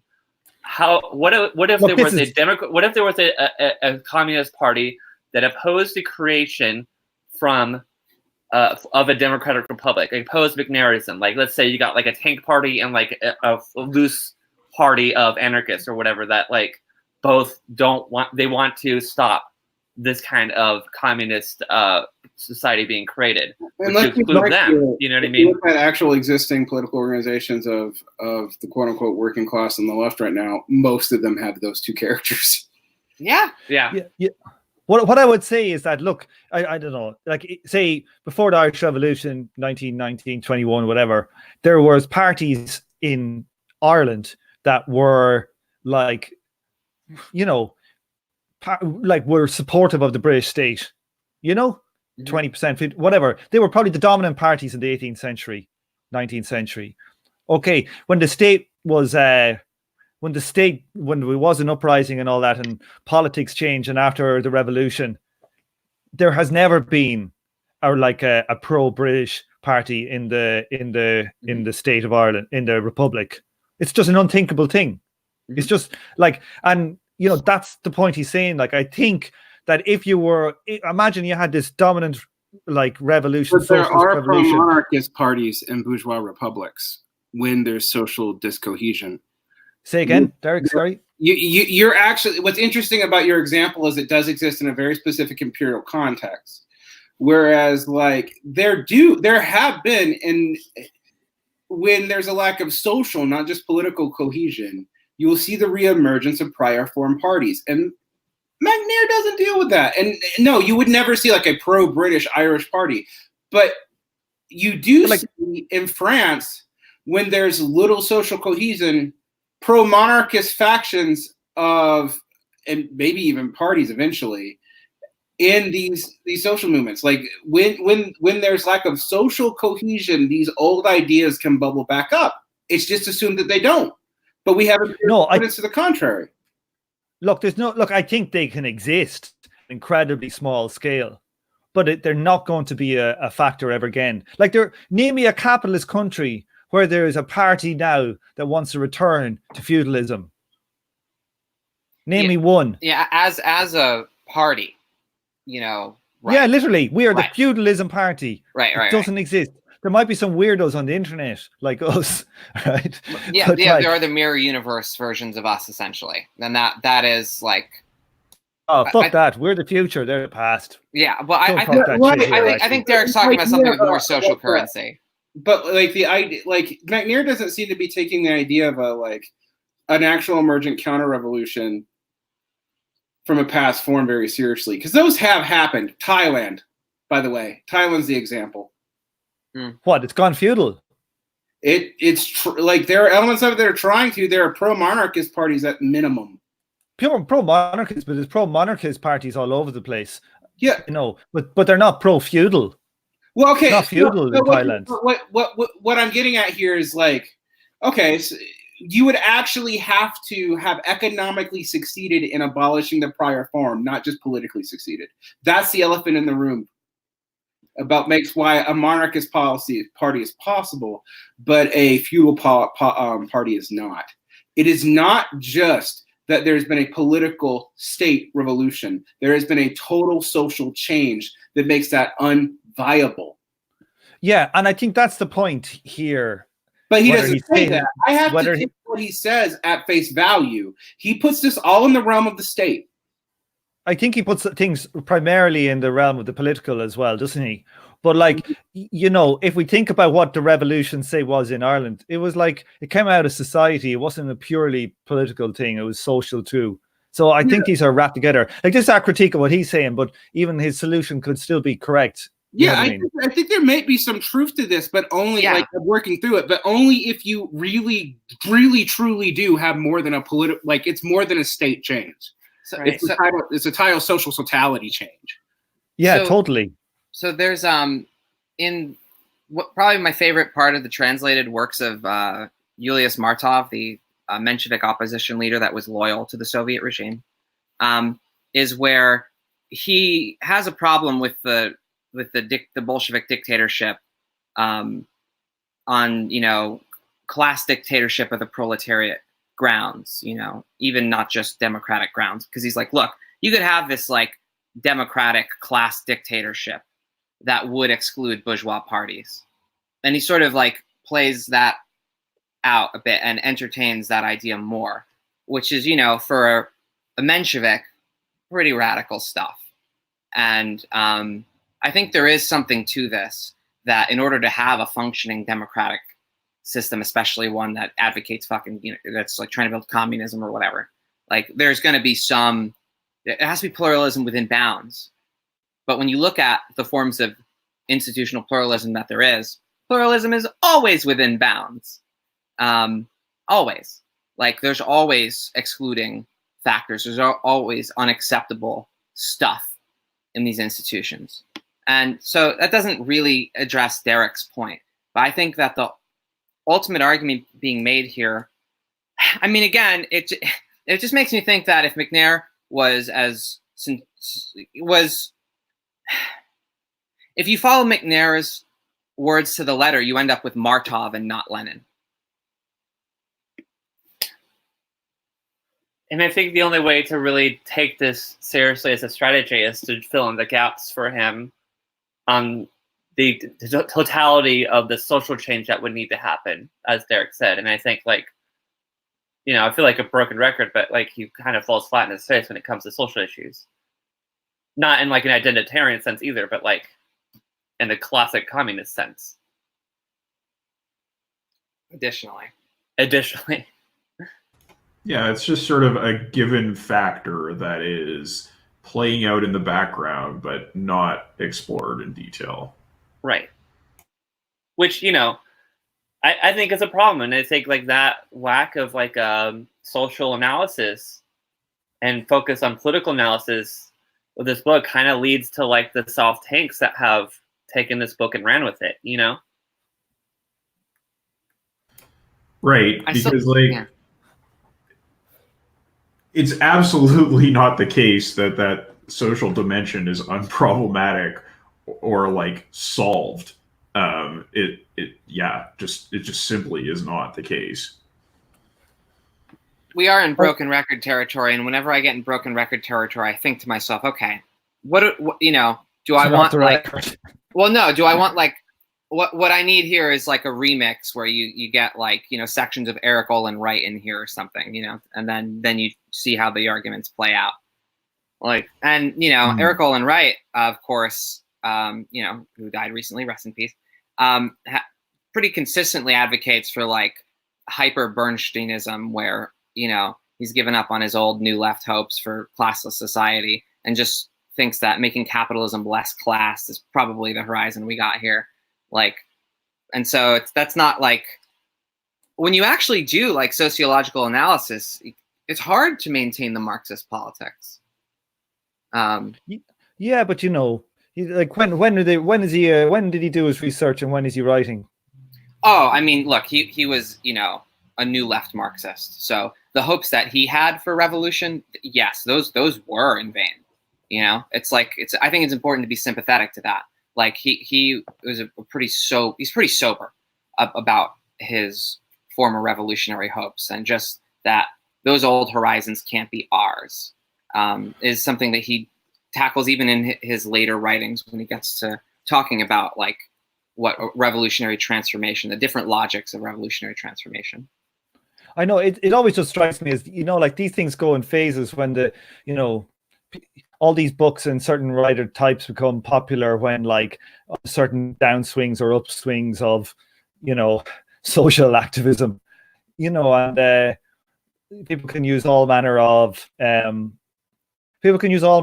theory to say why, this will never happen again, or this will happen. Like who would have thought in 91 in America that by 2019 there'd be a big upswing in popularity for socialism in America. These things are, and even communism. It's kind of it would be, people would laugh at you in 91 or 2, wouldn't they? Yeah, they would have. But the other thing is, if you actually looked at the content of these things, it isn't that different than the stuff going on in progressivism priorly, and that's where like I agree with you, Tom. I actually really do, but I'm also like, I get a little hedgy when we start getting too like misty-eyed about like the Overton window shifts and stuff. Like you don't see those coming, but it's also like usually unclear how substantive they actually are in the moment. Like you really only see them, and even right now, like I also don't want to condemn them as not being truly socialist enough, because I really don't fucking know how these things are going to play out, like at all. Yeah, well, I don't think they'll play out particularly well, but I think they're 40, 50-year cycles, and it'll take probably a couple of them before we'll get back to a revolutionary one in the West, perhaps. This is like a sock dem wave, yeah. And people will go, "Oh, fuck that sock dem shit," maybe the next time. Yeah, agreed. Okay, let's do number 10. Lexi, hit it. All right. To do the job of organizing the struggle for the self-emancipation of the working class, the Workers' Party has to be independent of the capitalists and of the existing capitalist state. This implies that the working class has to build up its own funds, its own educational and welfare systems, and its own media. Dependence on the capitalists and their state for these resources results in inability to speak against the capitalists' interests. It implies also that the Workers' Party cannot accept responsibility, either as a minority in a government with capitalist or pro-capitalist parties, or in any government at all, that is not committed to the immediate creation of the democratic republic in the interests of the working class. The underlying reason for this point was explained in chapters 2 and 7. Capitalists, nation states, are firms in the world market, and to defend the interests of the nation state, it is necessary to carry on the capitalist side of the class struggle against the working class. So today we are 147 million miles away from this idea of independence from the state. Mm-hmm. The whole left is completely saying, we want to get our hands on the state and increase the welfare systems, and you do it through the state. So like, in this cycle, I don't know of one country in the world that's not doing the gain state power bullshit. Right. And the people that articulate this stuff most clearly now are like hyperactivists, anti-revisionist Maoists that want to do like housing unions or something, or maybe they're former communizers that joined the DSA or something and are willing to like be like, all right, crazy ass anti-revisionist Maoists, I'm willing to link arms with you if you want to do this tenants union, and don't want to shit on people that are trying to do activism or anarchists who doing the tenants union. I mean, everybody likes tenants unions lately. Sure, like I want to see whatever's viable, happen. It's in bad. I don't like. I can marshal my critiques from the New Left and the Saul Alinsky-ite, neighborhood association shit, whatever. Like, that's not, I suppose, the point. The point would be that, like, when these class-independent institutions are tried, particularly without the workers' movement, but even with the workers' movement, they develop a character that isn't exactly more democratic than the overall norms of the society, the bourgeois constitutional sort of governmental structure and the social norms that it creates. And that's something McNair insists on in the introduction. Look, we have to be at least as democratic as the society, if not more. And, he means we need to be more, right? Like, it's got to be more than that, or else, I don't know, people would have an interest in opposing it. I think it should be less democratic. I think it should be run on some kind of a random draw, serf and lord basis. I think that would be good. This there line are a lot here, of communist Tertullian morals that aren't that far from that, to be honest. But yeah, yeah. This bit here, look, this is one thing that I'm a bit uncertain about. It's like, where, say you're the Labour Party in England in like 20 years' time, and say they've totally killed the right, and they've totally Nair's line, and they won't take state power, and they want a democratic republic, and say they get 70% of the vote, and they win and they dominate the parliament. What are they actually, like, what is McNair saying? Let's say they're the only one in Europe, and none of the other ones are strong enough yet, so there's no European-wide stuff. And so they have 70% of the vote. Did they just sit in opposition and vote down everything that the Tories do? Like, in reality, what does it mean? That they're not even going to put their own bills forward to alleviate stuff? Like, what would it mean? I don't understand in reality how it would operate. It points either to, this is dumb, like, if you're gonna, like, if you're gonna run, you have to, like, accept the possibility of taking power, or that there's a really, like, limited window where you really want to consider the electoral portions of the strategy. It's not, as Marx imagined, that it would just be a sort of ever-present, okay, we should always have, workers' representative standing. It's always a good thing to have that happening. Yeah. It would sort of imply that there's like an institutional window. There's an expiration date. Or perhaps maybe several windows. Like, so let's say, like, you're in like a moment of like heightened conservatism, like being a minority and not forming the government might be a good thing to get that voice out there. I mean, like like I can't see a party just wrecking. I mean, frankly, it fucking wrecks the Republicans in the United States. Yeah, they're in a majority position. That's really all they're good at. Yeah, they're solid at that. And I don't know. I think if there's mass antipathy towards like all the political projects, it kind of makes sense. There's a logic to it. There's an extra institutional logic to it. Yeah. Mm-hmm. Is it? Mm-hmm. Go ahead, Tom. Sorry, I was going to say, is it like if my scenario there where you have like Labour with commie Labour with 70% of the vote, like, is that not just a kind of a signal of a failure of a lack of international development?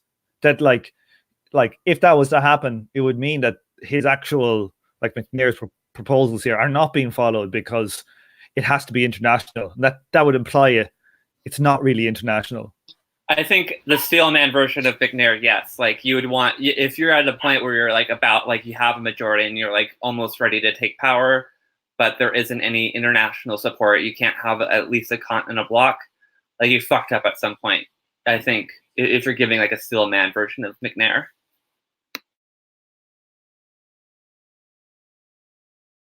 Yeah, I think that's absolutely like right. Like there's no doubt in my mind that if you have 70% support in England and the rest of Europe is like uninterested in what you're saying, that's a failure. Like that's definitely a failure. Okay, are we to move on to number 11? Do it. Derek, how do you feel about number 11? Sure. Ideally, this implies that there should be a single workers' party uniting both those who believe that the workers' interests can be defeated through the existing state regime and Defended. Excuse me. We all believe it can be defeated through the existing state regime. Let's take that one again. And those who insist on the struggle for the democratic republic, with this difference expressed in the form of public factions with their own press, organization, and membership, and complete freedom of criticism. At the crunch moments when it becomes necessary to do so, the working class should then have the ability to choose between these factions. In practice, however, this is impossible, because the state and the capitalist are on their side, and the state loyalist coalitions will always insist on a veto on revolutionary politics. This makes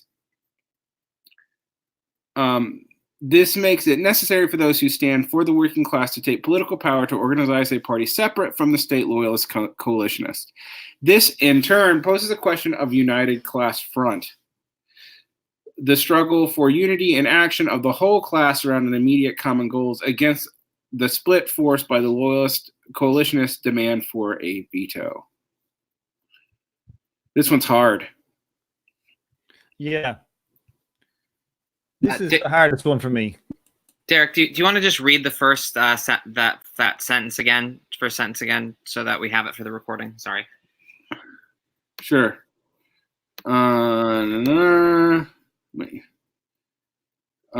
Ideally, this implies that there should be a single workers' party uniting both those who believe that the workers' interests can be defended through the existing state regime and those who insist on the struggle for the democratic republic, with the differences expressed in the form of public factions with their own press, organization membership, and complete freedom of criticism. Good. Cool. So I think the thing that kind of made me mildly uneasy about this was the idea of like a singles workers' party, but I guess what he's talking about in this instance is a single workers' party not in power, right?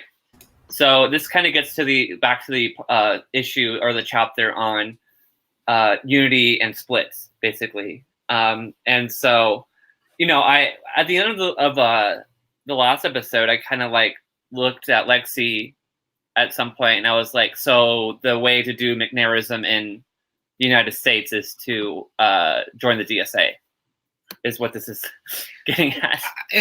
It's so complicated because, like, I don't know, like there is no current thing in America. There's no current one anywhere in the West. No, there's not. This split is. There might be a small party somewhere in a PR country in Europe. There's a good reason for this. So when I read this, I feel like he's most responding to the analytical Marxist political scientist Adam Perzhwarski, who does a rational choice model of party strategy in a national context, and this flies in the face of any of the just basic kind of principles of national political strategy. This is it. And the question of once you break off from the loyalists, let's say you can even draw the line. So, okay, A, where do you draw the line exactly?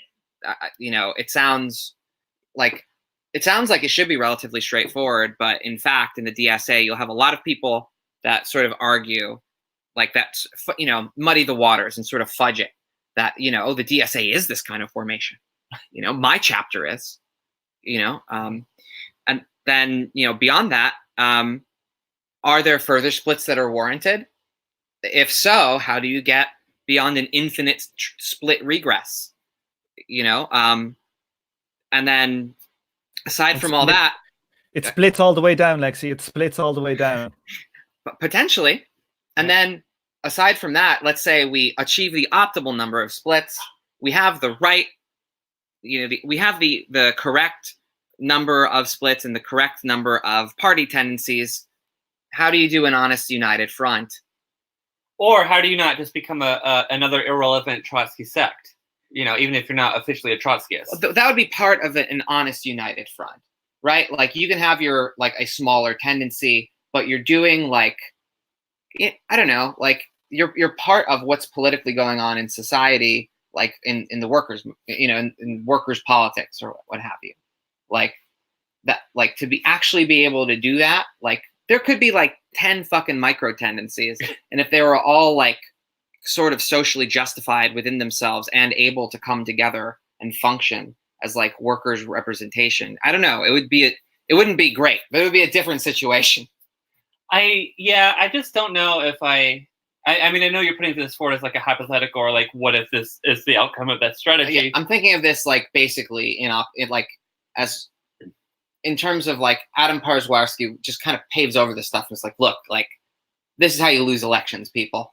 You want to be like some narrow, you know, workers' interest people, like you know, you're going to lose your elections. Right. And so I guess that kind of like leads me to like put forward again a kind of like center left position of like very limited engagement with the electoral apparatus, not non-engagement, but like I honestly think a lot of times it's just more trouble than it's worth. You know, because I don't know.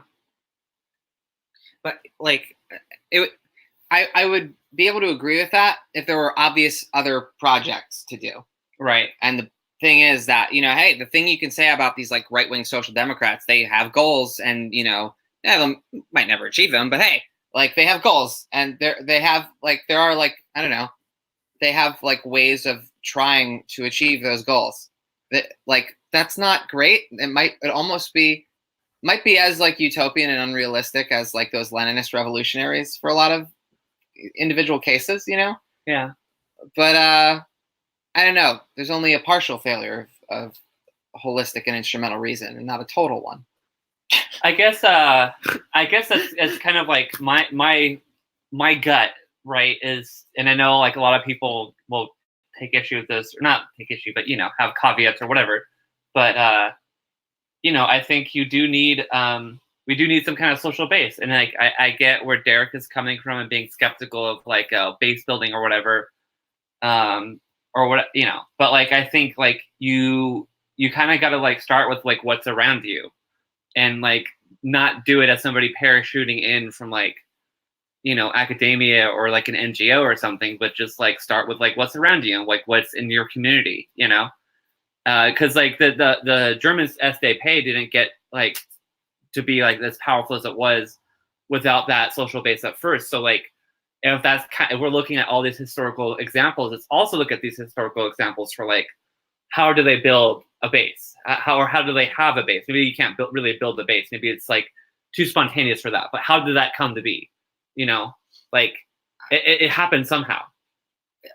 Yeah, like sure. All the workers clubs and so on and so forth, like all that jazz. I guess that's maybe a similar issue in the sense that we don't have that, and therefore, you know, breaking off and having class independent institutions. Right. That's how it's okay. Yeah, that's kind of what I'm saying. It's like maybe fuck all the politics right now. Like this is like a step ahead of where we're at currently. Just like build class-independent institutions first.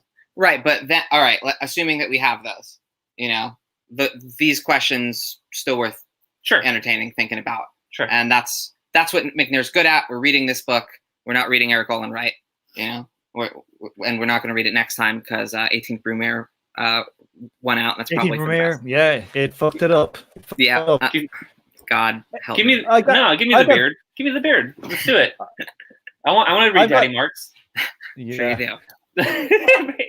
I do. I've got something to say about this. Like, I found this thing the most troubling. Like, I think when you've got countries that have essentially first past the post or equivalents like America, where they basically don't allow for small parties to arise, that McNair's whole system to me breaks down. Again, And that's his own context, remember?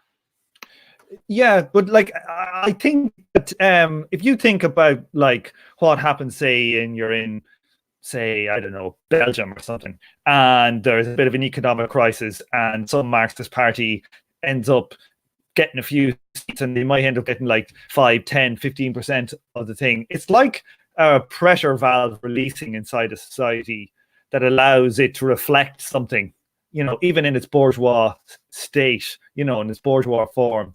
Where you get ones like Britain and America, where they have first past the post systems or equivalent, you know, America's is just weird. But it's like, you know, the structure of the political system is set up not to alleviate these stresses. And it means that, like, instead of like a pan coming up and the Greens, say in America, getting 10% representative in the House of Commons or House of Representatives or Congress, something that can never happen. And it means that like the society will, to me, it means that it's more likely to end up in a revolutionary change, you know, after a few hundred years of people getting pissed off, than it is likely to allow to move, say, a more European way. And I just think that this idea of a separate party in those scenarios can never work. I just don't think it can work. I don't see what I don't see what there is to do. Only a type of entryism. So, I just think the only thing that could, like, what do? You sit around and try and organize like people for like 300 years. You know, the route doesn't seem to be external to the Labour Party. Say you're doing external to the Labour Party, and say you've got like a really good CPGB party or something, right? And it's sitting there. Do you like wait for 200 years until people get pissed off with first past the post? Is that the plan?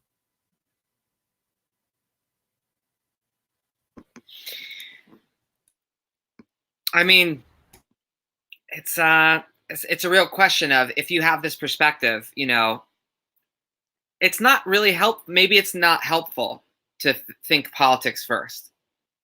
Like, if you have this perspective, especially in a first past the post context, like, you really have to take the social questions first. Like, and elections might end up useful, you know, tangentially, but as a real like strategic orientation, you know, like, it's just hard to see how one can sustainably do oppositional electoral logic in the absence of social movement underneath it, propelling it. Like, when all of the attempts to do class-independent politics end up dominated by Stalinist left unity efforts and these sorts of things, and when, I don't know, like, probably some of the better independent political troll candidates I can think of, at least in the U.S., you know, they're sort of like, I don't know, vermin supreme or something, you know. It's that Derek could probably talk more about that, but I think it sort of dovetails with sort of maybe the right wing of the 1968 heritage or something like that. It's just like, how do you do oppositional political forums in the absence of the social movements that you need to make them, you know, to really give them legs? I mean, in that case, like, I don't know, like, Tom, I'm not actually sure on what your position on entryism is here, because like either you organize separately as revolutionaries or McNairists or whatever inside the existing party, right? And that is what I think of as entryism, you know, is when an organization exists within the greater, you know, party org. And, you know, that would be something like the Democratic Socialists of America. Let's just smooth out the contradiction I was just talking about. Yeah. Right. And you have a sort of like lobbying or, you know, sort of political activist interest group within it, a party of activists that enters into the bourgeois coalitionist party. Right. Look, yeah, I'm not saying I have a set. I'm not saying I have formulated my opinions yet. Like, I just see that this is a problem with this strategy. That's the way I'm looking at it. Like, for example, to me, like, I have like thought about like, could you implement some type of ratchet strategy where you keep trying to, if you had like, say, for example, the whole momentum in Labour or the DSA thing, like the Labour policies since Corbyn has come into power, they've actually been getting more radical. It's an interesting phenomenon, you know. Now they're trying to get rid of private schools. You know, there's a lot of things that have become up and have become actual, you know, actual party policy now. Whether they'd ever do them or anything is a different thing.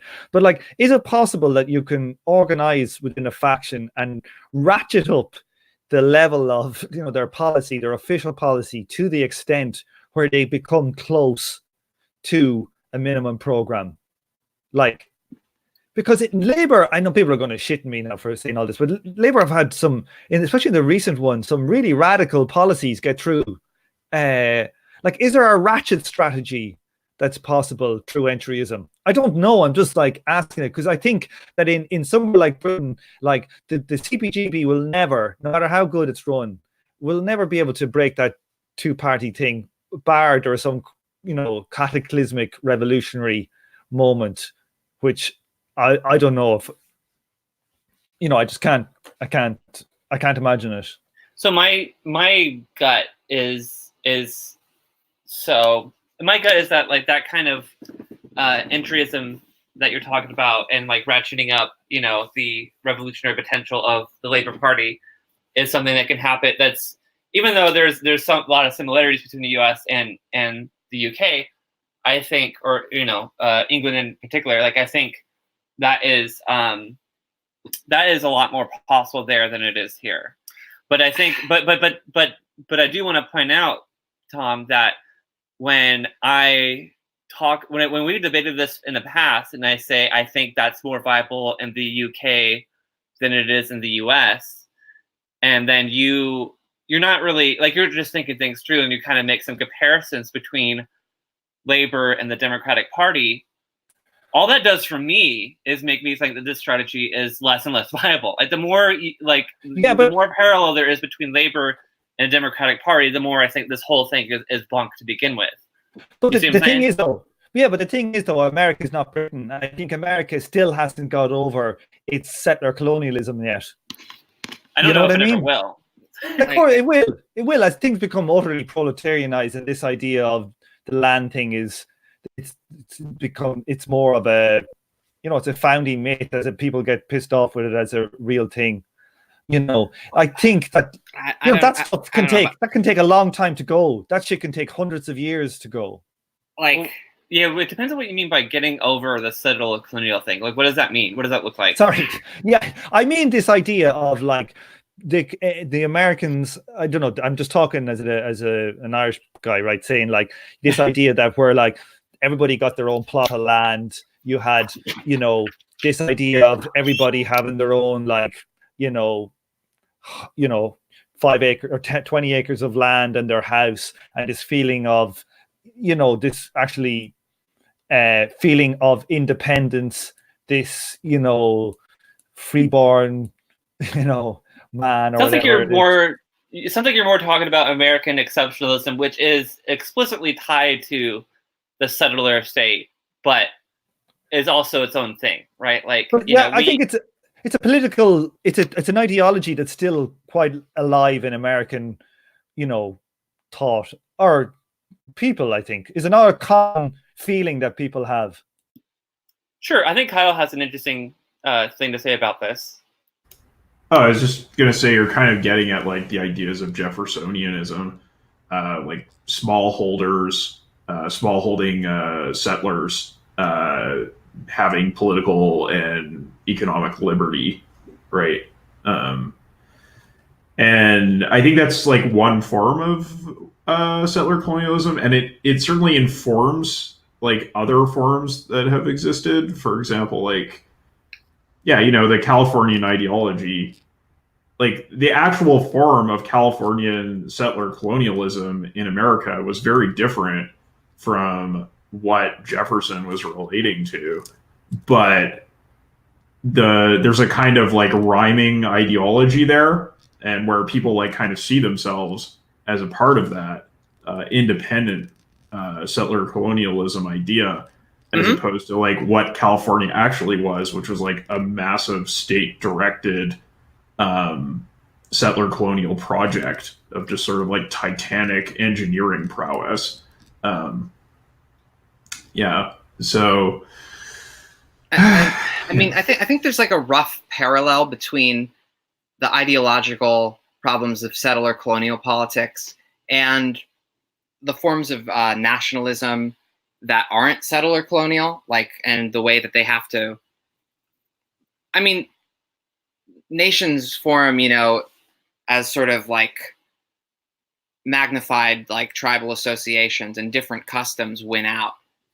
And so there are like, and I don't know, even stuff like even European countries that never had an empire or something, their national projects mean squashing, some dissident like tribes within their borders and this sort of thing. AKA Right. So I feel sometimes that we can make it like that settler colonial countries are especially backwards on these questions. And they are backwards on these questions, don't get me wrong, but like there are ways that European nationalisms will have to ideologically deal with the same things. And materially. And I guess maybe the difference would be that, when the British have to let go of their empire, there's the British nation state survives, does the American nation state survive in like a real like transformation from settler colonialism? Well, I have a question for you here. Okay. I have a question. I want to hear Tom's question, so then I can like launch into a whole bunch of stuff that's unaddressed. Go ahead. Yeah, cool. I would like to move on to like the things that are actually stated here. Okay. Yeah. One question is: has there been a radical left, like an actual revolutionary left thing in any settler colonial country in history? Only in tied to micronationalism breaking off from an imperial state, which led to the 50s, and actually is the kind of background, periphery for the new left and the quote unquote core economies. But who are you talking about then, Derek? Name names for me. Like the early Nigerian, early Zimbabwe, early. But the thing is, all those states had their own problems. They didn't ever even remotely get to transcendent capitalism. They weren't even developed as capitalist nations. Rodney Jones is actually really good on this. Or Walter Jones. Anyway, I'll look it up later. But the other issue, so you do see that there. The other issue comes to the eventual land crunch, and this brings us back to what you were talking about, Tom, that everyone kind of skipped over because they kind of went to one valence of settler colonialism and not another. We are like, yes, there's plenty of land in the United States, but it's not particularly useful for what we need it to be useful for. Like, you don't really want to, like, I don't know, go settle upper Idaho or western Michigan. All right. That's actually a problem. It's a huge fucking problem for a communist organization, one that McNair nor anyone here has ever dealt with. And and it's going to be because it's a divide in the proletariat itself. All right, and it's why rural proletariat doesn't really see itself as proletariat, and they wouldn't use those terms. No one uses those terms in America, but that's an issue in America in specific. But what's interesting is those patterns you're beginning to see in the UK. All right, that's new. Yeah, Which patterns? That's where that stuff reemerges in an interesting way, and the American whole, discourse like, around the race. whole, like rural Toryism emerging, or rural UKIPism even emerging in these areas that were for a long time did not have the character of U.S. urban-rural divide. They were Tories, or they were not Tories, depending on how much they made. Like, a lot of like the North in England was historically labor, and it's because they're working class. Well, that's changing in all the polls I see. Now, does not mean that labor isn't working. I mean, some people take this to mean labor isn't working class anymore. But what I'm actually beginning to see is that divide that you see in the settler colonial states between rural and urban for reasons that have to do with their urban. Suburbanization was a unconscious. I don't even think this was like designed this way. Further alienated the proletariat into the atomized middle class. That's true in America, but you're seeing those things in non-settler colonial states now. And that's what Lexi's getting at, and that actually means that the problem isn't just settler colonial. So even just getting over that infinite land, which we no longer have, legitly. I mean, we're like. That's what this housing price bullshit's really about. Let's be honest. In the United States, and that's a big damn problem. It's like it is a problem of literally it's an economic problem of prosperity in the U.S. But that's been a case in Europe for like ever. It's only now where the U.S. now has to deal with that. So that is a change. We can't go and take any more land. But the other thing is like there's plenty of fucking land here. The issue isn't land. The issue is actually space relative to production, and that's also shifted, and that isn't discussed in these settler colonial things at all. And that's gonna make these factions real weird. And it also means like attempts to bridge that are gonna take thinking about politics in ways fundamentally different than we have so far. And I don't think this book really approaches that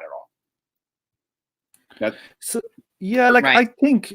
If we think about like say I'm just making shit up here now, but like in the UK, like it's a function of like rate of profit, offshoring, deindustrialization in the US too. So are we going to see this deindustrializing causing these phenomenon of turn to the right now that there's no organization in these places like there used to be? Is this what we're seeing as is what you're kind of thinking is like the next shift? That's what I'm seeing. And the one thing I do want to point out though that Kyle was right about is that Jeffersonianism makes the US kind of where we actually are a little bit weirdly exceptional. And Ingalls actually picks up on this in his letters to Marx about the United States. The yeomanism that Jefferson was basing his shit off of was from England at a time period before capitalism as we know it had industrialized or even was fully existent. So it was manufacturing and guilds, wasn't it really at that stage? He was modeling his like free yeoman off of this idea of like, the free petty bourgeois proprietor who had land, and now we have infinite land because we've taken it from the natives. And so that's the sort of colonial part of that. But like that mythology, interestingly, has rhymed, but it's also led to our inability to do proper analysis because we can say, oh, this is a settler colonial problem. It's unique to the settler colonial areas. And then when it starts showing up in like Europe, we don't have a way to explain that off of that simple answer. And that's because these, honestly, I also like world historically speaking, the only thing that makes settler colonial societies as we know them particularly exceptional is the transatlantic role in developing capitalism. Otherwise, like all societies have been settler colonial at their early instantiations. They just are. Like, are you talking about in but the sense of like primitive accumulation, like crushing, tribal exactly. differences. Like, what makes colonialism weird is it's primitive accumulation, like at a later stage than like we thought it was supposed to happen. Sure. Yeah. I'm not going to respond directly to this point. Does anyone have a direct response? I was just wondering if you could clarify a little bit, like what exactly is at stake here. So you're saying essentially that the problematic is not about access to land. It's access to productive land, like productive in the sense that it is a site of productive accumulation, high productivity. Yeah, right, exactly. So now you have to see yourself, and like this is actually almost from like the world systems mode, but taking the world systems notions of like nation states as operant actors, which world systems tends to do, and looking at like urban development and economic centralization as an operant actor, and you see this in everywhere in the developed world right now. And it's hard to disentangle that, which also means, though, that this problem is not unique to the settled colonial societies. That's really my point. Like that's not the only thing driving this problem. I agree. I think for me, like this is kind of getting at towards something that was like hinted at by Lexi earlier, is that, and kind of talked about by Derek insofar as like primitive accumulation happening later, is that like unlike say, I don't know, Germany, which has been like unified as a German state, not as long as the US actually, but it seems like these kind of like independent, more tribal kind of pagan communities, for example, that were like independent from like the main society, if that makes any sense, have been more fully integrated and folded in or crushed or whatever, have been dealt with in those societies for much longer than what we have in the US. Even though the US is like an older country than like the unified state of Germany or the unified nation of Germany, there is we have reservations, Germany doesn't. You know what I mean? And so I think that makes settler colonialism more of a live issue, but the things that Derek is talking about insofar as like the economic kind of functions and how like primitive accumulation in terms of like land plays out is still true also. And we were seeing parallels. Can you elaborate more on like the parallels we're seeing between like Europe now and the US now? Sorry. Yeah, so what you're seeing is voting pattern shifts. So excuse me, let me get my mic closer. What you're seeing now is voting pattern shifts. So historically speaking, in labor voting patterns in the UK and in France, right? Our Socialist Party in France. The rural-urban divide did not play out nearly as much as the class divide did. Now you are seeing voting patterns that do reflect the rural-urban divide, like it has been in America since like the 60s.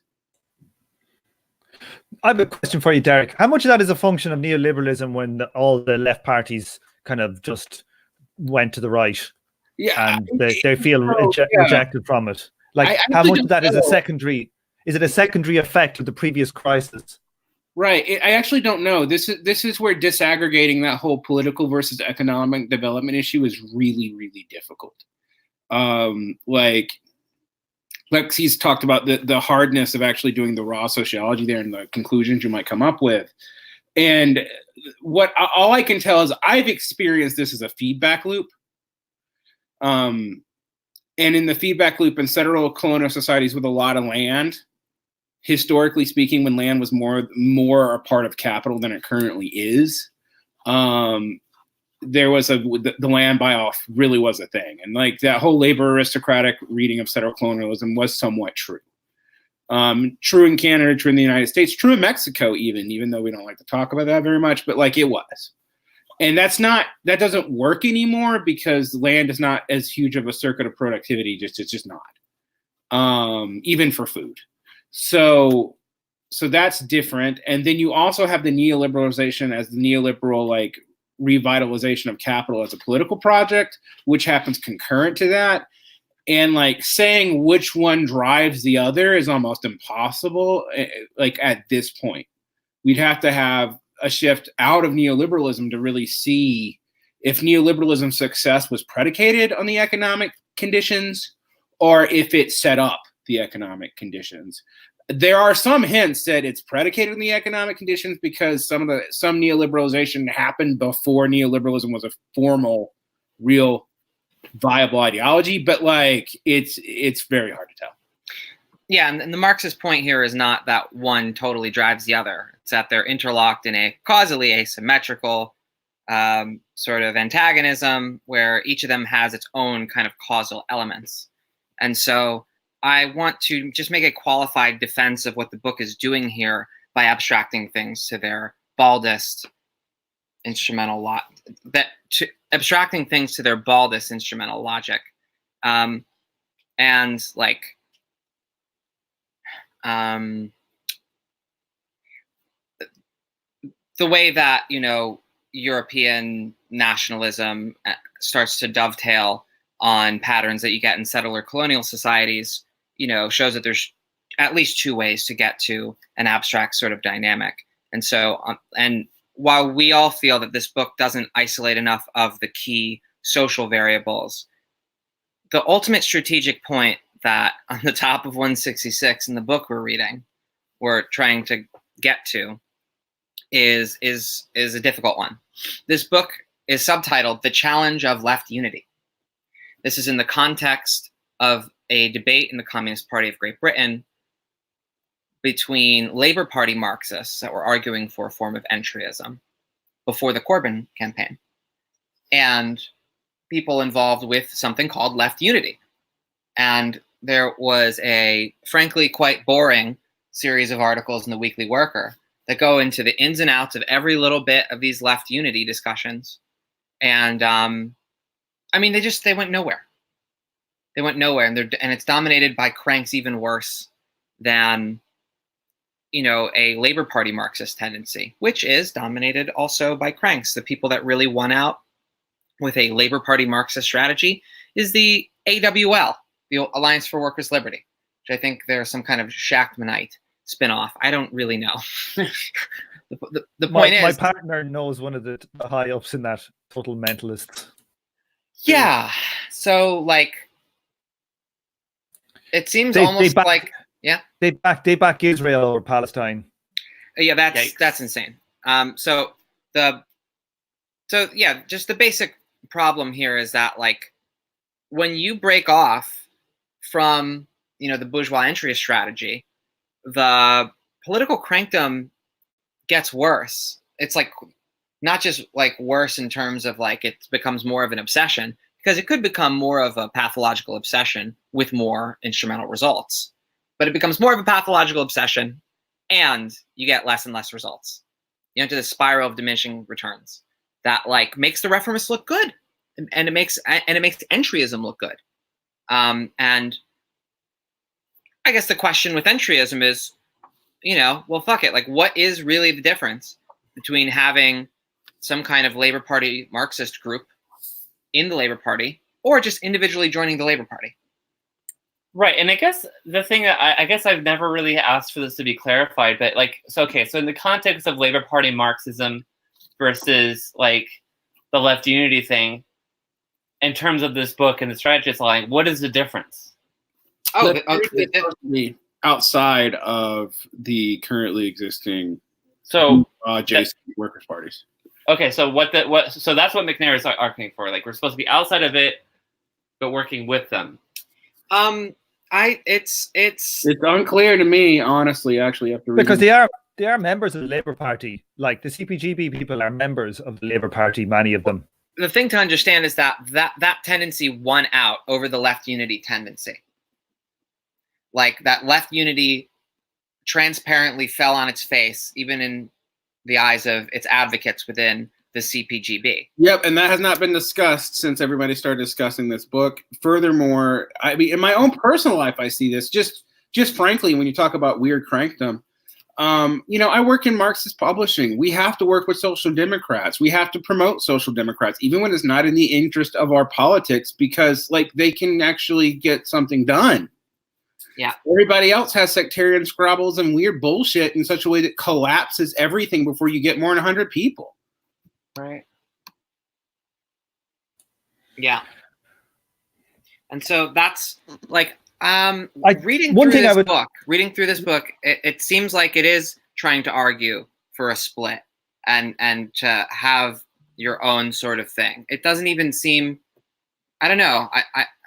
So it feels like, am I wrong about this? Or is this like, because like it seems like blocking with labor or just entryism in labor would be something akin to, the basic problem of Kautskian strategy and the classical Kautskian center. right, but that also implies that the context in which this book was written to address, it failed. This book failed. Yes, but Yeah. so does like Wages for Housework and other important theoretical texts. But Okay. yes. But Gotcha. yeah, but it doesn't mean that it's not the right idea. But like because everything can Sure, fail in the right strategy. But Sure. the thing, there's two things there. Lexi, one point you said is like, what's the difference between just entering the Labour Party on your own than as a faction? One thing is, just organization will amplify the strengths and the dynamism of those actual members. Yeah, undoubtedly. The point would be to get like a much more detailed, sort of description than what we're probably going to be able to do in the last 5 minutes here. You know what I mean? Like it's really worth thinking about, what does it mean to be a party of activists within an actual electoral party? That's all. The other thing I would say is that, it's one thing I pointed out, like when we did it, I can't remember, was it in chapter 6, there's one line in it where he talks all the way, the whole book is talking about why you have to keep, the left has to keep out of the right. Has to split from the right of the labor movement or whatever. And then in one sentence he says something like, if you are in the, if you are entering with the right, you got to have your own independent organizations. And it was just like, the whole book was about saying the opposite, and then it's about saying that you go in. He slips it in a line. So it seems to me that it is not clear. Like, okay. So, but I think there are two. I think there's just a couple of, like, one thing. What I'm going to do is I'm going to bring in McNair back for an interview, and I've been writing down all of our critiques the goddamn time. And I have like 25 or 6 points. So he's going to get a fucking grilling. But like, I think hopefully it will help to inform our opinions of what of what he's actually saying, and whether we think that he's been clear-eyed enough in some of this stuff. And I think it's probably worth us maybe doing a roundup after McNair's interview. Yeah. What do people think? I agree with that. We get clarity on the points of issue that we've had, both from us in the panel and other people I know have been sending me different stuff here and there, with different opinions about the book, or maybe things they think that McNair got wrong in the book. And I also like to see how his perspective has changed. This book is actually older than its hype is. Like it's right. From what, over 10 years ago, right? Like, 11, I think. Yeah, and it was comprised of a series of weekly worker articles, essentially. Right.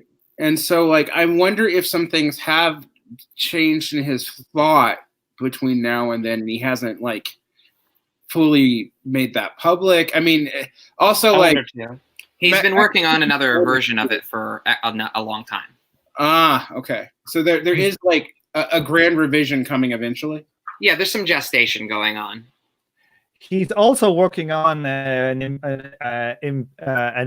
imperialism book. And I don't know if has anybody read his 2013 book on Kautsky? I haven't read it, but I do have it. And I've been looking at it, like the on colonialism book, because because that's a you want to understand a fracture point in the history of socialism. Like that's a big one.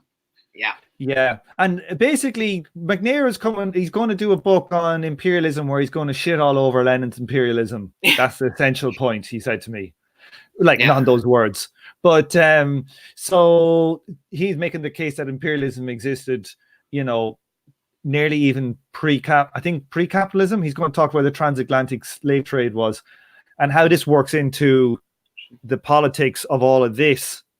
You know, I think might be interesting. But look, I won't take it offline, people. We're on 2.5 hours. We got, did we get 2 pages done this week? Let's have a look. Oh This my might be the God. world record shit live stream. Let's have a look here. We did page 163, 164, 160. We did 4 pages. Oh, we Four did pages. half of 62, but then again, we did I know. that half of 62 last time. No, we didn't do any of 66. So we did 3.5 pages. So it's a world record, worst one ever. But this is the boss level. God, I don't want to say how long we've got left. But 10 more Let's just say- episodes. 5-year plan. yeah, I don't. It's Rick and been Morty really- forever. It's been a really good. It's been a really good, effective discussion. But I cut it off. But I have to go. So let's just go to the chat and say thanks to people in the chat. If people have anything they really want to say on that, we can come back to us. Maybe write it down and we'll come back to it next time. So remember, or send it to me in an email. We've had Eric Whelan, LDSK, Morning Dove with a U, very good, saying some very depressing things like, are you alive? Do you want to survive? Don't know if that's a bot. Must be those Russian bots, fucking Russian bots. Konstantin, who is a Russian, but not a bot. We've got Puya K, Lord of the Surfs. Who else do we have? We've got LY asking about Senator McCarthy, Daniel AG, Oman Damp, Will-eyed Woney. I don't know what that is. That like something sexual? Benjamin Hanshu. Who else do we have? Luke Fonts. I like that name. Benjamin Hanshu. I said him all right. Dr. Forbin. Stank, of course. Stank. Who can't forget Stank? And Stank is my favorite. Yara Hadala. God, we got out a lot here today. Yeah, We've actually- I want to just read something that Yara said. Just Lexi is fundamentally wrong there on political positions within Weekly Worker Group, aka CBGB PCC. CBGB PCC is a legal thing. Okay. Labor Party Marxists only started in 2015 after Corbyn was elected leader. I guess what I would say is that there was always a tendency within the Weekly Worker Group, let's call them, that was friendly to this. And Jack Conrad basically wrote a whole book in the 90s called In the Enemy Camp, where Swampside gets the name of its series. That's about like, that is I think, promoting something like what would eventually be Labor Party Marxism. So I was using it in broader than an organizational name kind of tendency. Okay. Somebody was saying, I think Yara was also saying the YouTube channel stopped in 2016. I think their newer stuff is all on Vimeo, as far as I'm aware. Yeah, So Vimeo. check them out there. Preferred platform of people who work in film and not people who watch things. Yeah. We're trying to reach the masses, you see. Reach the masses. It's all about the masses. Catholic church masses, that is. Let's go to mass. Everybody, Rip. let's get the hell out of here. Rip, rip, rip. Thanks very much everybody for coming on the show. Let's say bye to everybody. We've got a group hug. Bye, everybody. Bye. Bye, everybody. Bye.